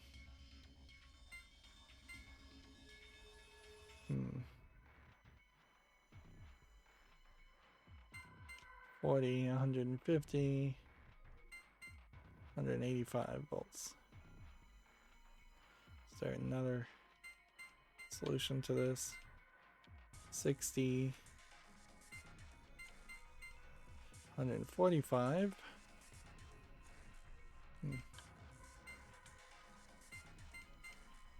145.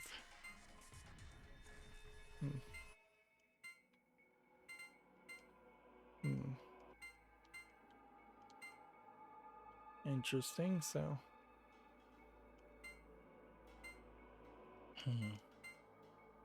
115, we're only 5 off at that point.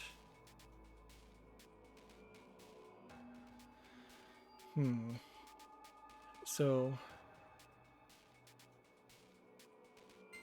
is there possibly a way we could get 10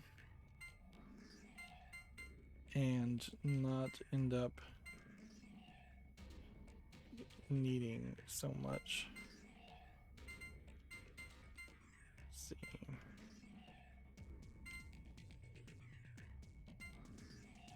$120. There we go. Found it.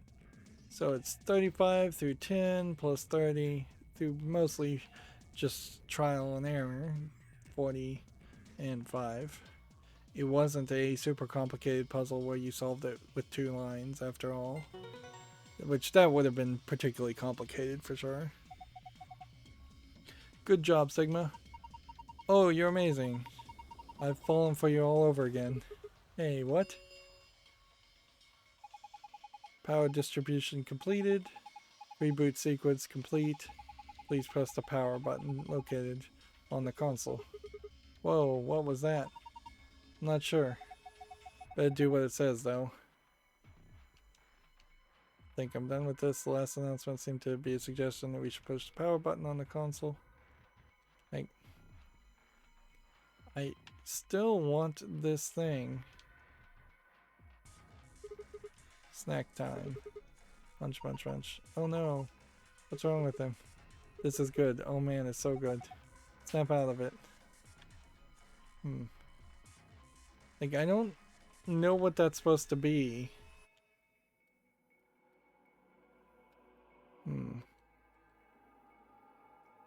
Let's see. I guess I want to see the frequency list one more time and just think, is there possibly an argument here that I should do all of these frequencies? I don't think so. Let's just hit the button and see what happens. You don't have to enter any codes into the safe just yet. The announcement was about this button. You guys ready? I'm gonna push it. Yes, I'm ready. Same here, go for it. Alright, and there. You'd think the camera would take control and I'd be able to look to decide, did it work? Ah, look. Their eyes. Eyes. Alright. So now all of the eyes have lit up. At least some of them have. One of the eyes is glowing red. Okay. Well, it's just one question that needs to be answered on this one. There are 6 on this side and 6 on this side. So this password seems like it could be on either. Is it always 2, 1, 1 on this side? No. Is it 2, 1, 1 on this side? No. Okay, well, let's see. Memo. Let's go over to the next page and we'll just go 1 and then 0. And you know what, I'll just use a mouse because this will just take too long otherwise. 0, 0, 1, 1. And then let's see. Then memo. Then 0, 1, 1, 0, 1, 0. We'll just write this all out in binary. And then we'll turn around to the other one. And we'll look at these guys. And then we'll just go on this one. 1, 1, 0, 1, 0, 1.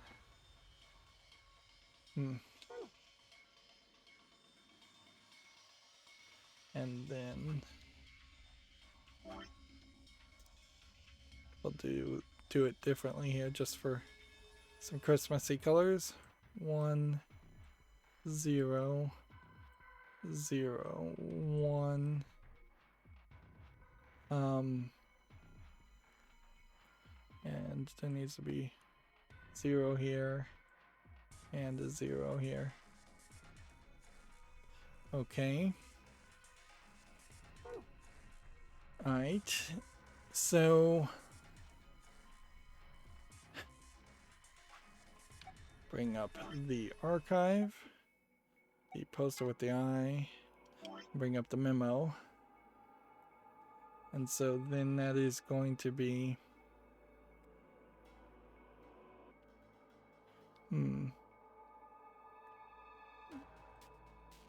B E A, and then let's see, where are we?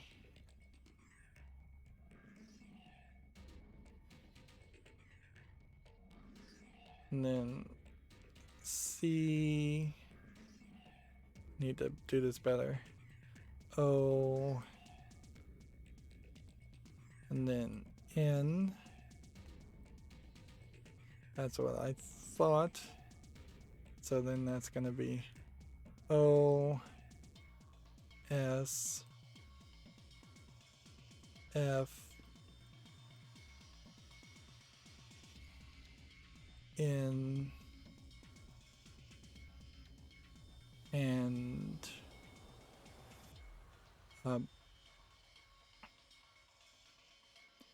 see, O, and then E, which that doesn't strike me as spelling anything, so then let's swing this around and see how this would spell.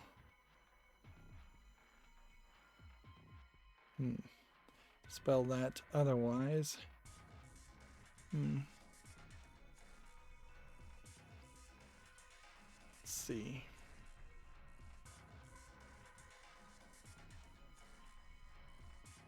Could it be P-E, then O?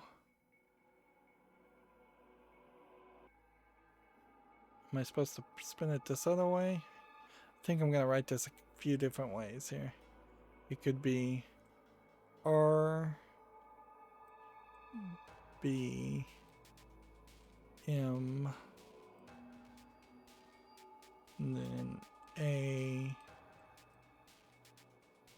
and then O, and then I. That 2 doesn't feel like that spells anything. So, or it could be P, E, O. Can barely even read that. And then H.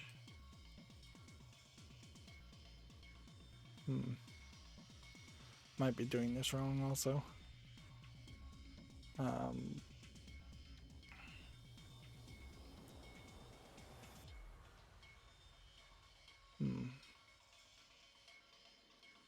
P, O, H.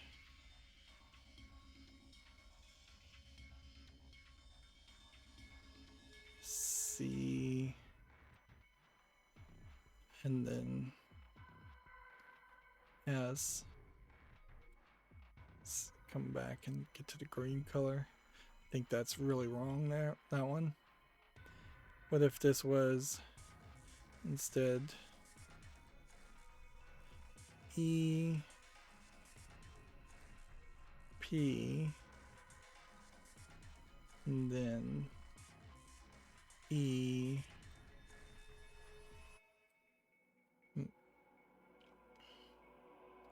and then H,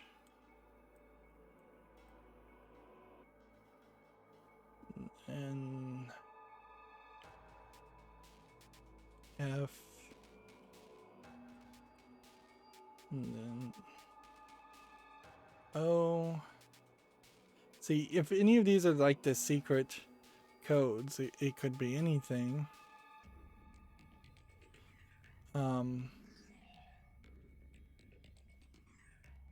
INOIMR.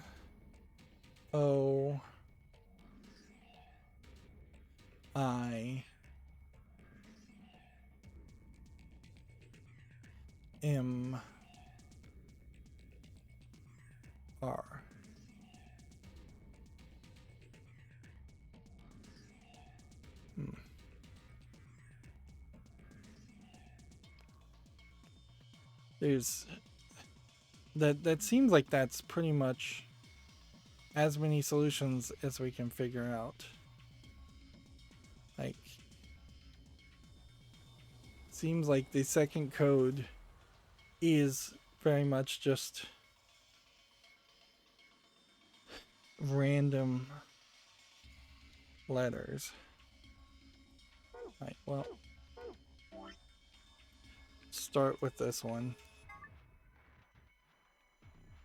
Easy enough to spell beacon.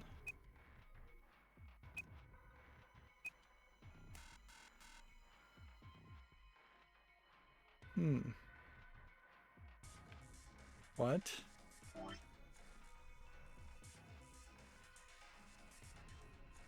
BACON. I mean, how could I have spelled bacon and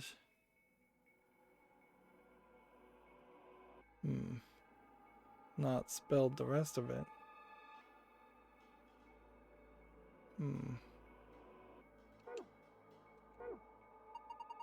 Looks like we need to put in 12 characters. Is there 12 of anything else here? There is, maybe there's a connection.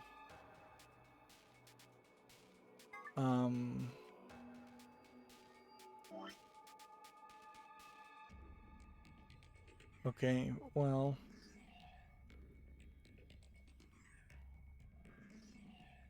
beacons FND. Almost seems like it should be Beacon Fund. BEACON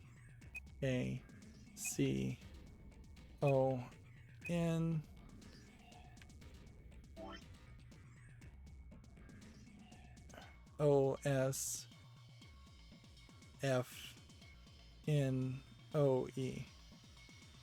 Is it O or is it D? O S F N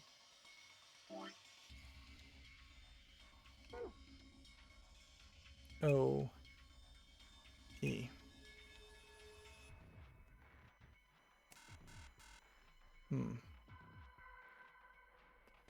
Okay. 12-letter phase. Beacons. I don't get it. What is Luna talking about? What else is there 12 up here? Alright, well, I suppose we should look at the poster with the eye on it in the memo again. And if it was Beacon RB Mad I,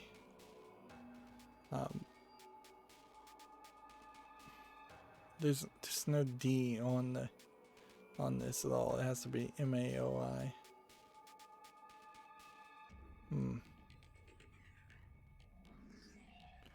How can we spell beacon so perfectly and then mess up the rest of it so badly?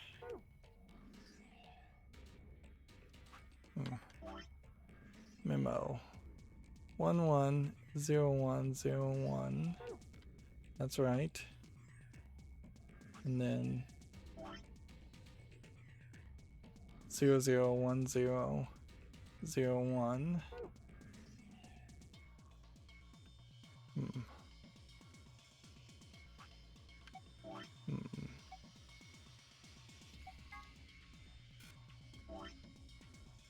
And if we were to run that, we get this one. We were supposed to put it on the top. We were supposed to go backwards. It would be INOI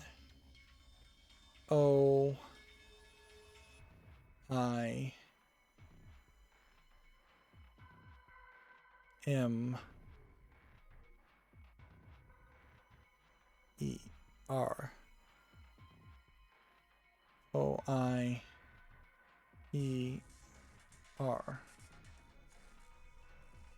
Almost spells like beacon in iron.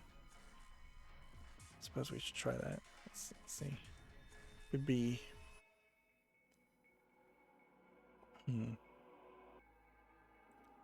could be backwards. So, alright, we'll bring out the mouse again. I N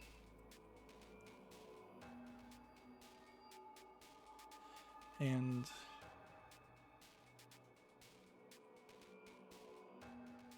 has to be OI because otherwise it would be in C. Next. O I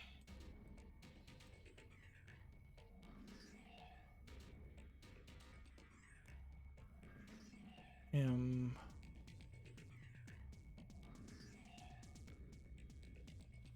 and then R.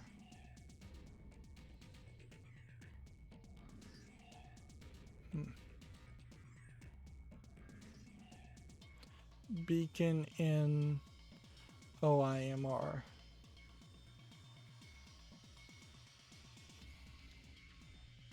And we should try it.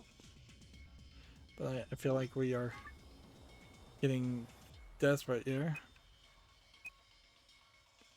Beacon in OIMR.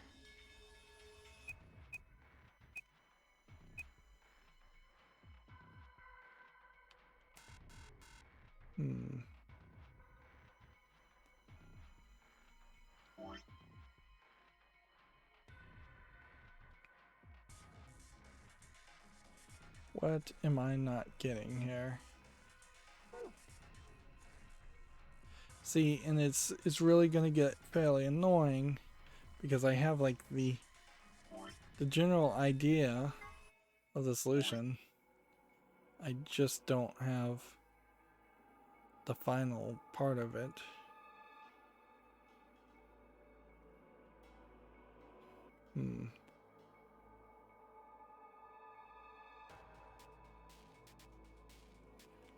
Is there some kind of complementary binary math we're supposed to do? That wouldn't make the most sense, would it?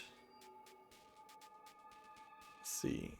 And if I was to say start here and go with like O, then B, then S, and then E, and then F, and then A, N, and then what? C, and then O, O, and then N, E. That doesn't make really any sense either.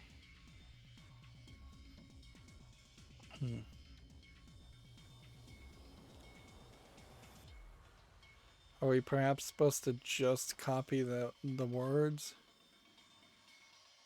and repeat ourselves?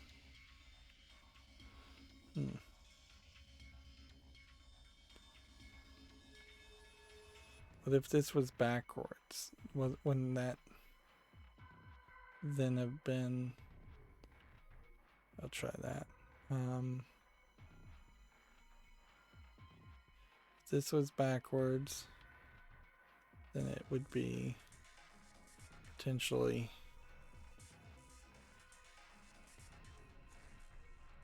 S, and then it would be C, and then it would be nothing, and then it would be C, and then it would be E, and it would be P, E.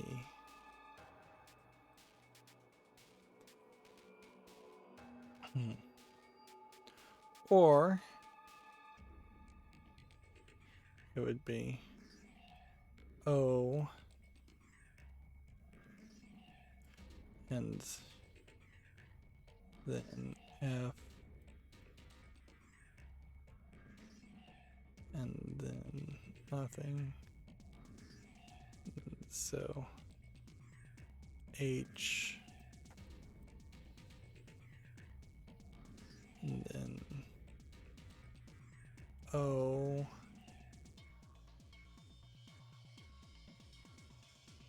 P E. Finally, beacon of hope.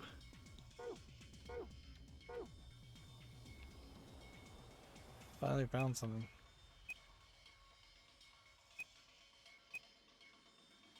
Beacon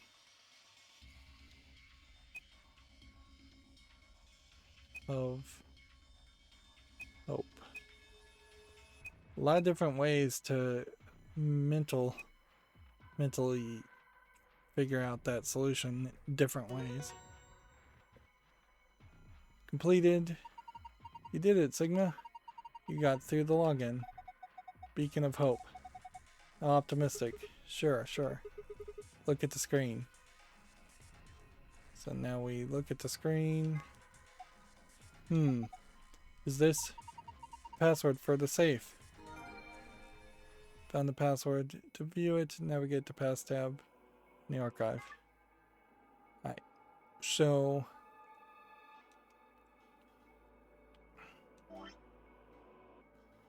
if it's supposed to be backwards, and the right solution was Beacon of Hope, then I feel like I should at the very least type in Beacon of Hope backwards and see how that works. E H O P E O H F O N O C A E B. So that didn't work. That was perhaps asking a little too much. Okay. So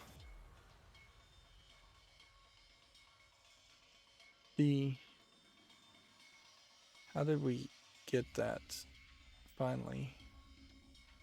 So we had to 0, 1, rotate this way and apply to this one. Okay.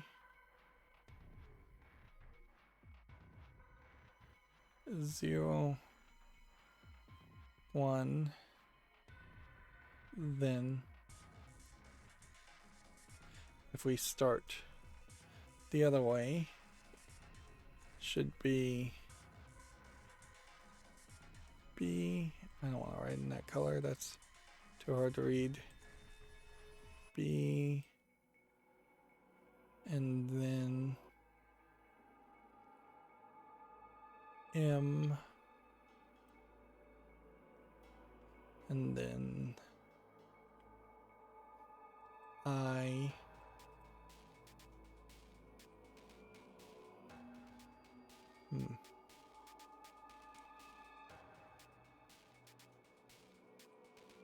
Alright, wait a... Sorry, I blinked there for a second. BM. And then I. that correct?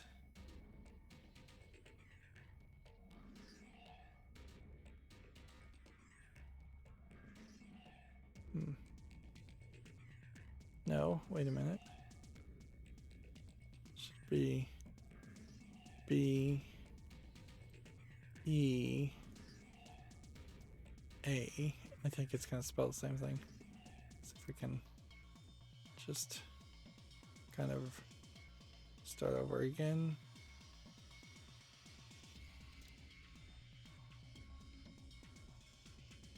B E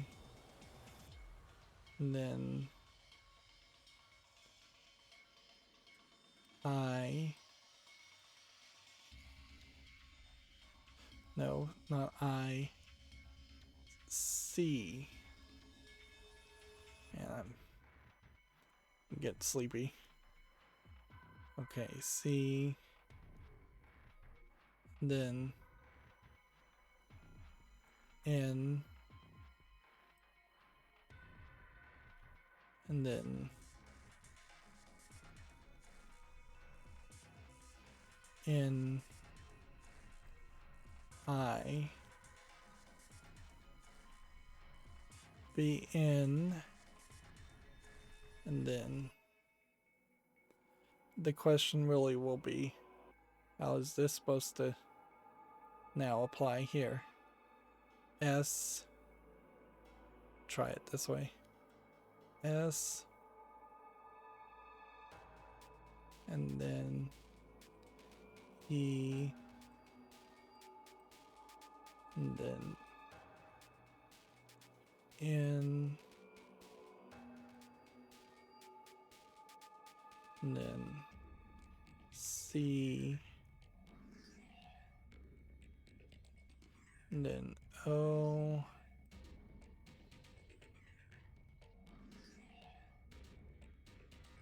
And then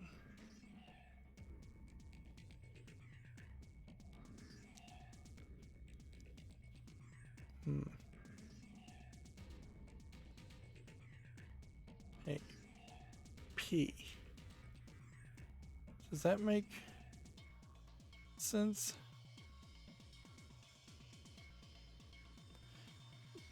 Benny or Bien is in cop or is A and cop? Did I make a mistake here on the second one?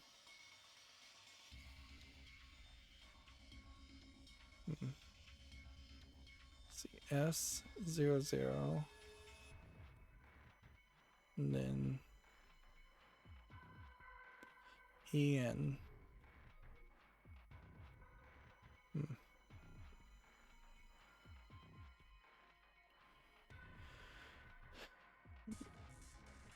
B in this Nice cop.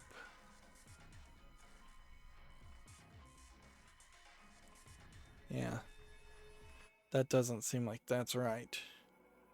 So is there a different way that this would encode then? Let's try it the other way. Let's see. It'd be P, and then nothing, and then HC, and I think at that point that potentially changes everything. Maybe it's C, H, and then E.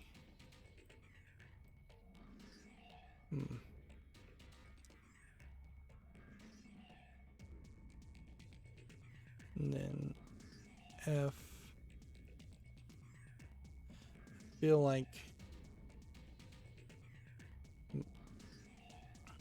like there should be something here. And then S.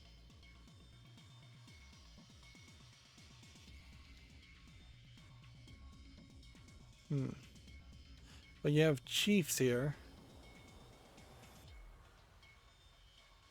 BNIP chiefs.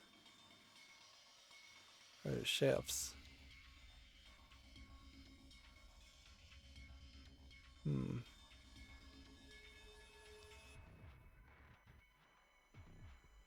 there a different way to apply the top code here that would make some sense? This is just going on and on and on too, and it's certainly my own stubbornness at this point, but yeah. If I was to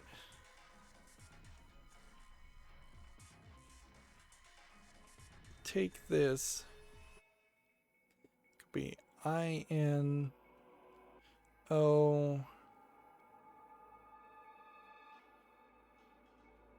A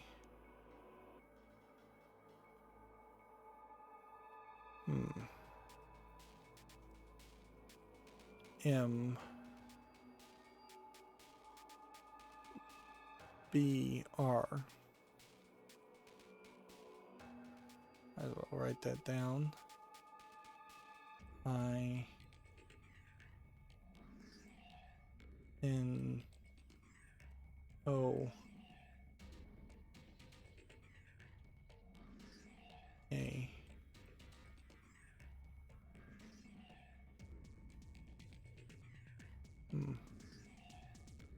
M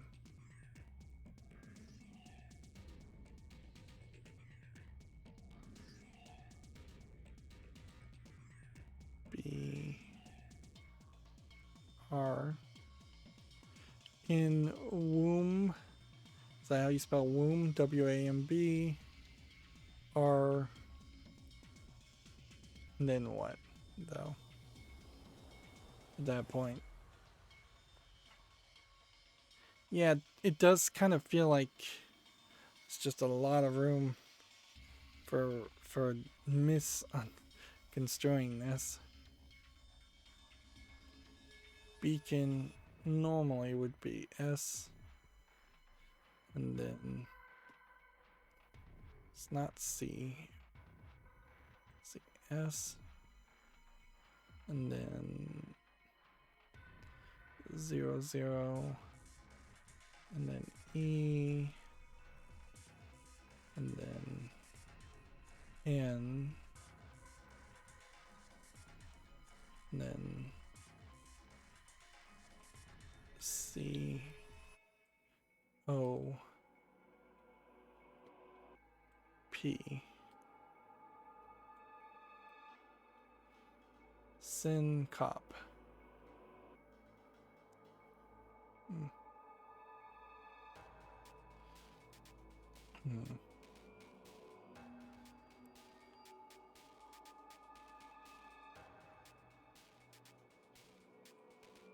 Is there a different way?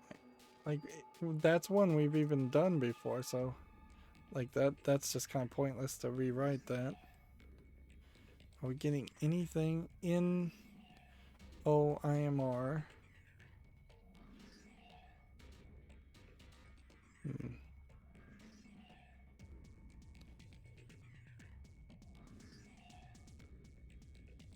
Yeah, the only time we got one right was of hope. And we got of hope by flipping this backwards and applying it here. Right. So if we flipped this backwards, same way, that and applied it up here instead, it should be R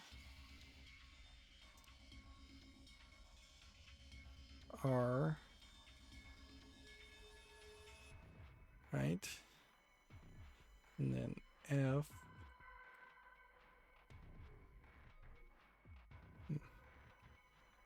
not F, what would it be? RM, and then nothing, and then it would be E,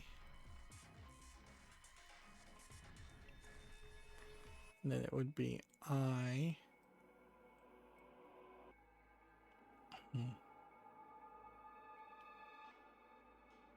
And then it would be O.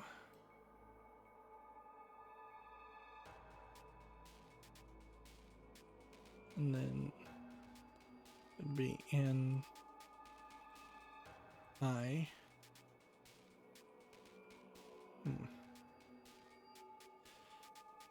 Is it possible they just didn't work hard enough to actually have a code that spelled any words here? That could very well be the case.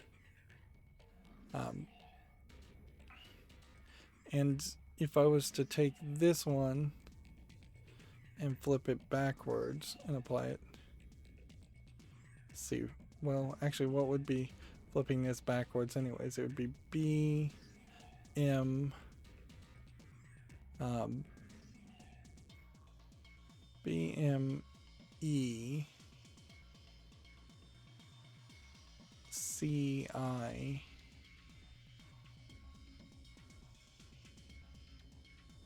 and then N. So that doesn't mean anything to me. Or it could be R, E, A, I, C,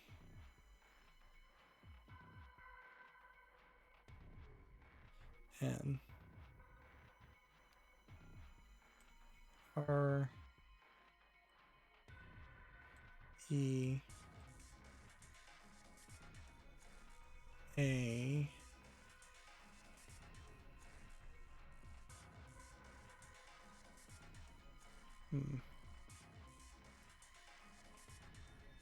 C, E,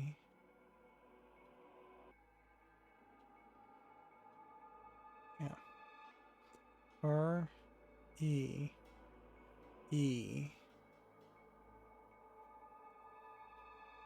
no, A, and then I C, C, I really messed that up, and then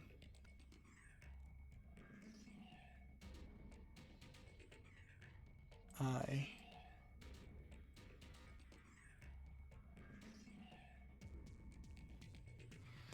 yeah. It all really feels like it's just gibberish. Whereas the password before seemed to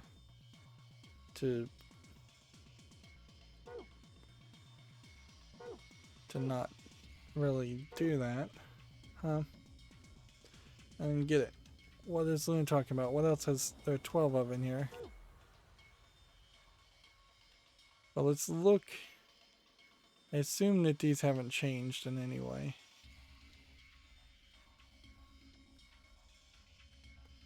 And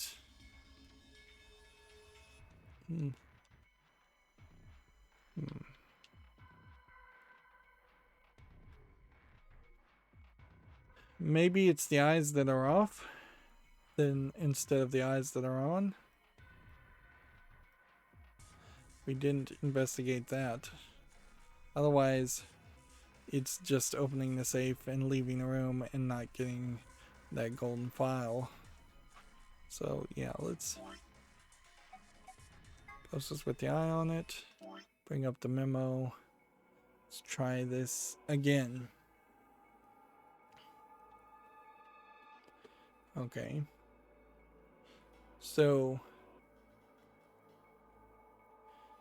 if we were to spell this one the same way, let's just take a red one and do this.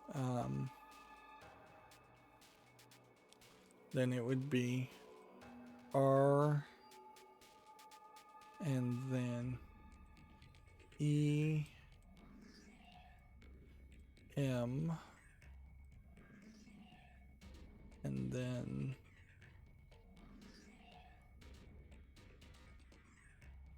Let's see.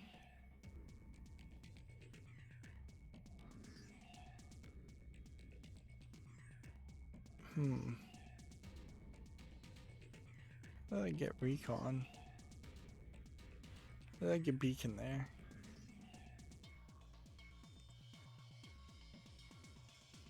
REM, then skip this one. And then I. And then N. And then I. Okay. That sounds like that might be something. Mine feels like it should be remind, but and then of hope. How did we get of hope? We had O here backwards. So then that would be S. And then next it was F backwards, which would be C. And then it was E, N, or perhaps NE. We'll see.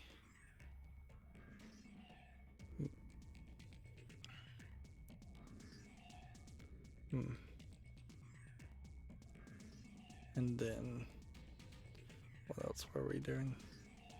EN. And then at that point it was H that they picked. So that would be C. And then it was O that was picked. So that would be E. Reminiscence. Reminisce. And then the final one was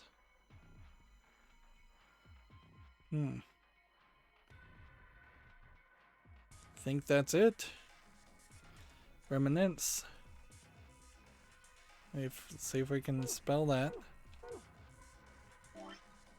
This is going to be fairly difficult. R-E-M-N-M-I-N-I.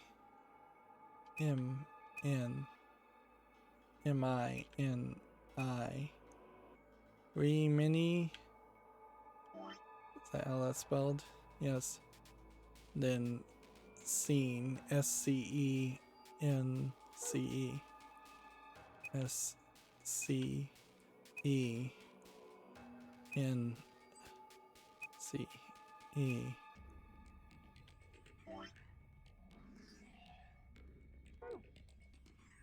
One big word.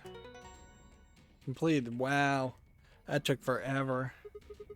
Hey, I suspected as much. Good work. I'm impressed. What's our prize, I wonder? The screen's changed. Huh? This looks different. The symbols have changed, and they're in different places. You found the safe password, you can now navigate. And I imagine we're not doing any more with the Herald ID. And there might be some creepy where the robot moves on its own, but I suspect not. And we can just now look at the safe and know that it's perfectly safe to open the safe with the code on the left first and then the code on the right next. We haven't 100% confirmed that it's safe to do it vice versa, but honestly, it's not really worth testing that theory. You press the button. Didn't realize there was a button you could press.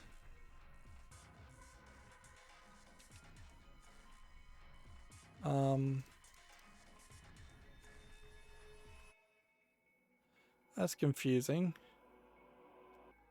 What was the button all about?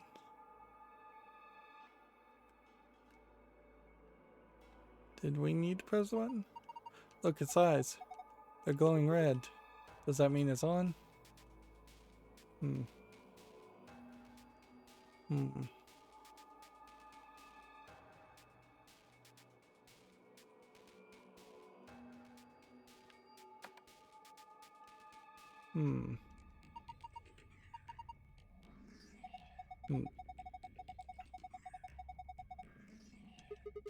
So did I make a decision potentially here by turning on the robot that puts me in one path versus the other? Because we're getting down to the point where we really don't know what that final decision split is going to be, but probably isn't going to be much. Just need to put the password in.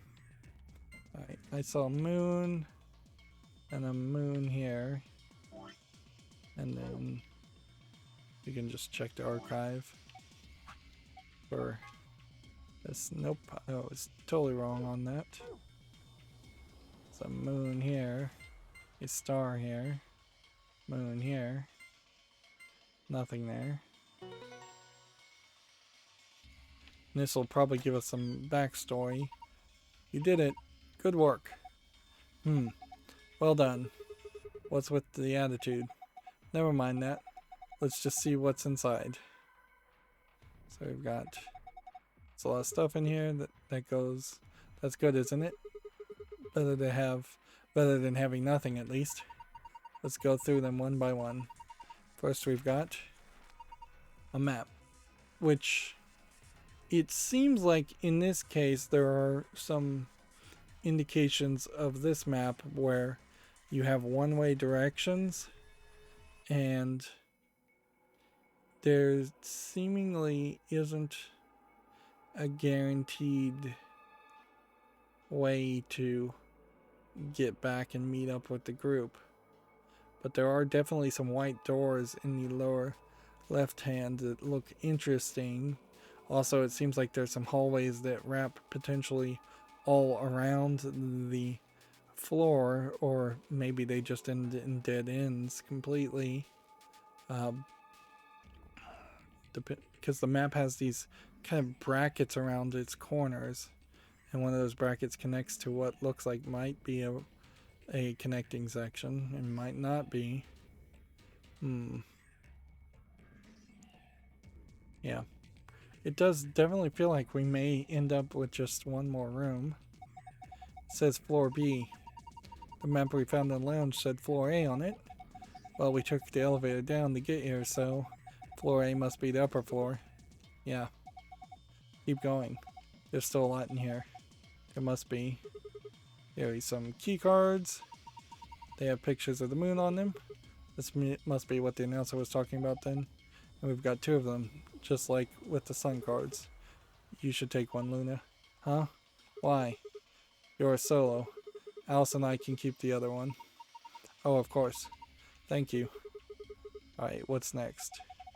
Looks like a note. Here are some more AB game rules for you. So, now they're going to change the rules on you again. Not voting is not an option. If both parties refuse to vote, then everybody gets penalized. Okay. So, the solution that I thought was the case up until this point, where it felt like, honestly, you could just not vote at all, seems not to have actually been an option, although maybe it was an option until you got the supplemental rules. Or maybe we'll find out that the supplemental rules are actually lies, because we've already been shown that the Zero the Third is totally willing to lie to you.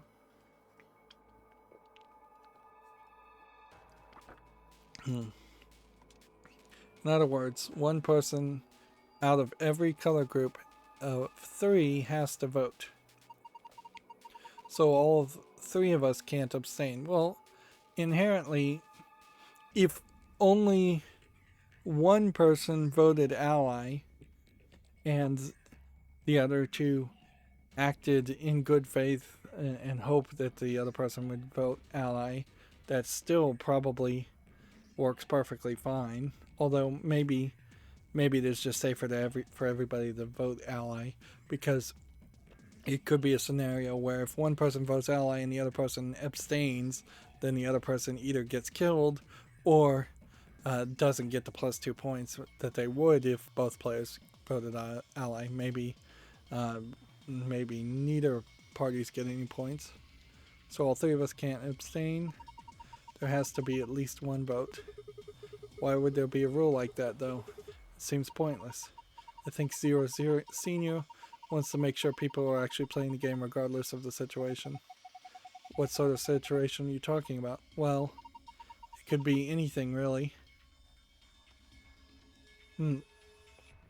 I suppose if people start dying and we start getting their watches, then the person that would be the solo person that you're paired with, if you have their watch, at that point you couldn't have that person probably vote, but maybe you could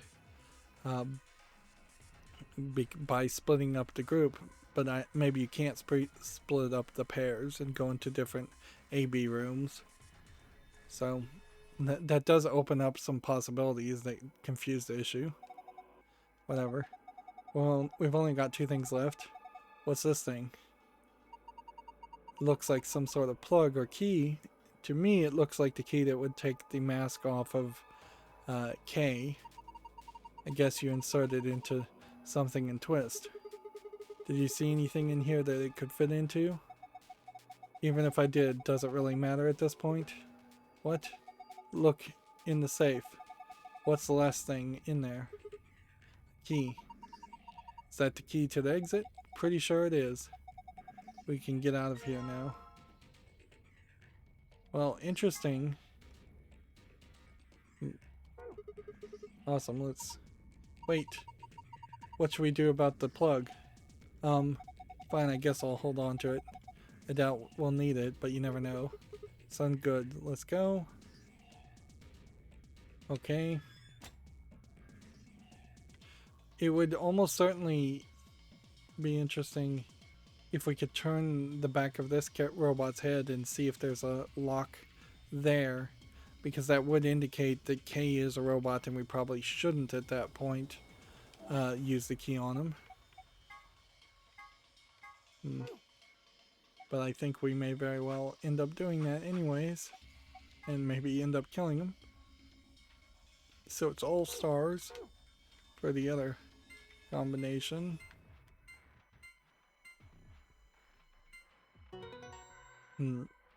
I worked really hard to get that gold file.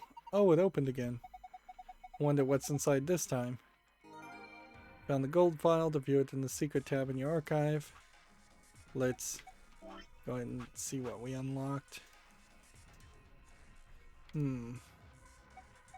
These aren't new. Page 4 is missing. Then we got to page 5. Golem. The golem is an anthropomorphic creature from Jewish folklore. Golems are made from clay and will obey any orders given to them by the creators without question. Although they tend to take instructions very literally, a golem is created by performing a holy ritual, then kneading the clay in the shape of a person, chanting a spell and writing the Hebrew word emet, truth, on the golem's forehead. Erasing the E changes the word to met, which in Hebrew means death. Doing this deactivates the golem. One of the galliums found in the Nonary Game facility Here he is discovered lying on the maintenance table in Gallium Bay. His product ID is GTM-CM-GOLM. He has to be referred to the last bit, which of course is Golem. We didn't see any of this. On a side note, GTCM Golem stands for Gallium Type Male, Cockney Model Number GOLM. The Chinese Room is a thought experiment to American philosophy John Searle to contest some of the ideas of artificial intelligence. The experiment itself is explained in more depth in the game, but the general idea behind it is to pose questions. Do intelligent responses indicate actual understanding? Searle's contests that a computer could be programmed to respond intelligently in conversation with humans, so much so that it would seem to be human itself, but that would not necessarily, or perhaps could not actually understand what it was saying.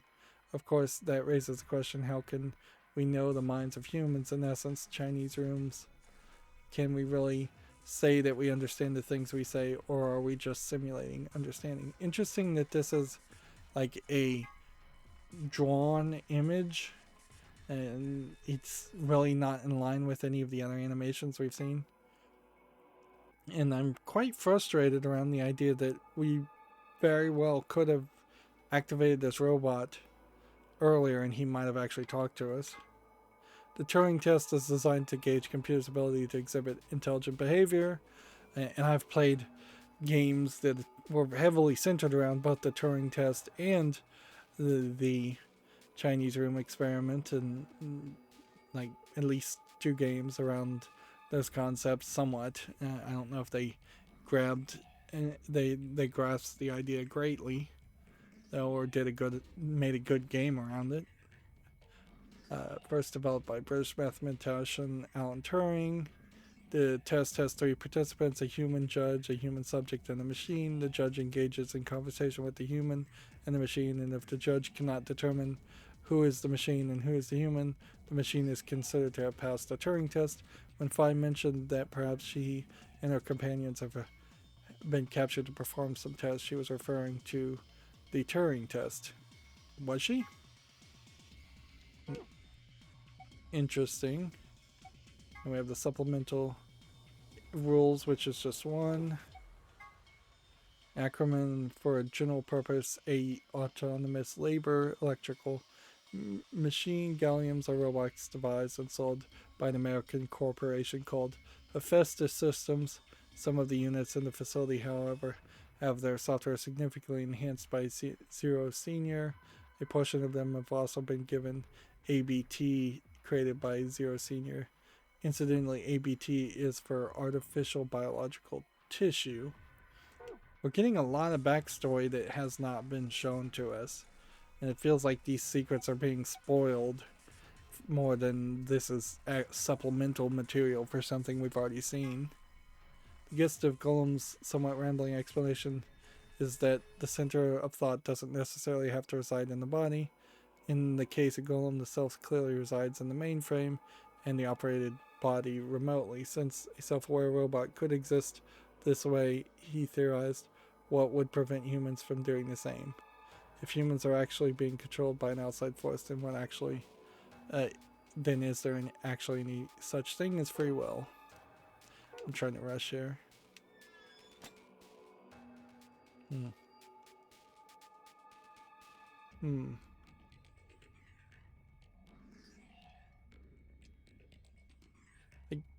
I don't really see any indication that he would wake up. No reason to push the button now. And we always had this. Well, anybody else feel dizzy?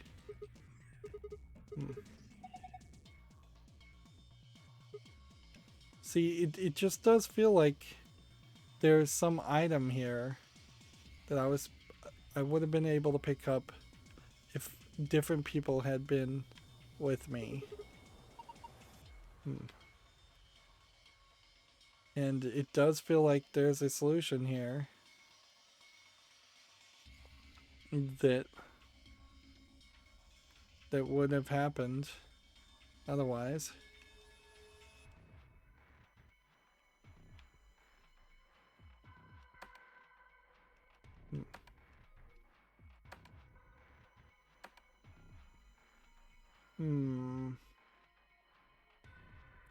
Maybe it's just the playthrough. The first playthrough, the robot just does not wake up.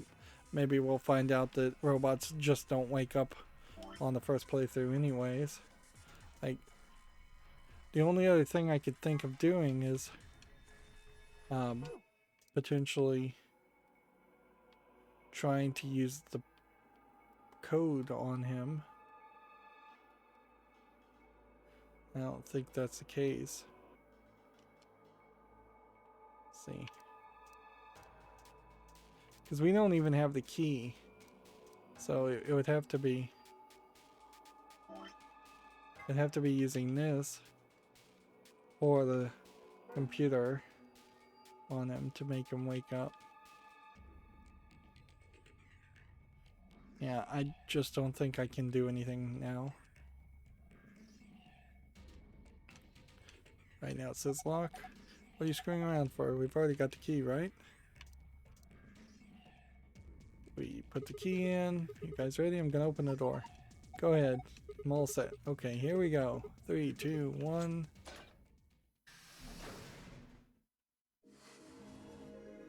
We found it instead of you escaped. I think I preferred it saying you escaped. Okay, so he is going to start talking to us. I thought maybe that would happen, but I also was leaning heavily to thinking that we were just not going to talk to him in this playthrough. So it seems to me like we're going to have a fairly long novel section. Then we're going to have one more choice. And then we're going to get one ending. We could probably rewind and get the second ending fairly quickly. We might even rewind and go the next direction and just try to get the left branching path done as quickly as possible and just work our way all the way to the right branching path. We might skip the 2 longest paths, but it might not even matter. We may just have to see everything once before we can actually get the real ending here. Let's go and save. And now the game has been left running for 14 hours, but in actual playtime I think we probably are close to 9 hours, which still is a ridiculous amount of space, and inherently it doesn't seem like we're going to get a second memo, which that's a limitation that would have only existed potentially in the DS version of this game. It makes no sense in the PC version. Health wise, we've got all the help we're ever going to get. Storyline wise, as far as files, we have like a new moon key that we can see with no information, and a new floor map, which that does pretty much give us the guarantee that there are only 2 floors, and there probably is a star key. Here we have more supplemental AB rules, but they're not being shown. Weirdly, it does seem like there is a decent amount of items we will pick up potentially in trap rooms, or perhaps even items that we will pick up in places like Gallium Bay that we just can't pick up right now. And then password wise, it doesn't seem like we're going to get any special passwords that are different. Alright, well, that's going to be it for this recording. As always, I ask you to like, share, subscribe, comment, and watch every second of my videos. If you want a friend to follow me on any social media sites, there's a whole bunch of links down below. And if you want to support me further, there's a link to Patreon, or you can friend me on Steam and get me a game off my wishlist. Thank you for watching. Have a good evening.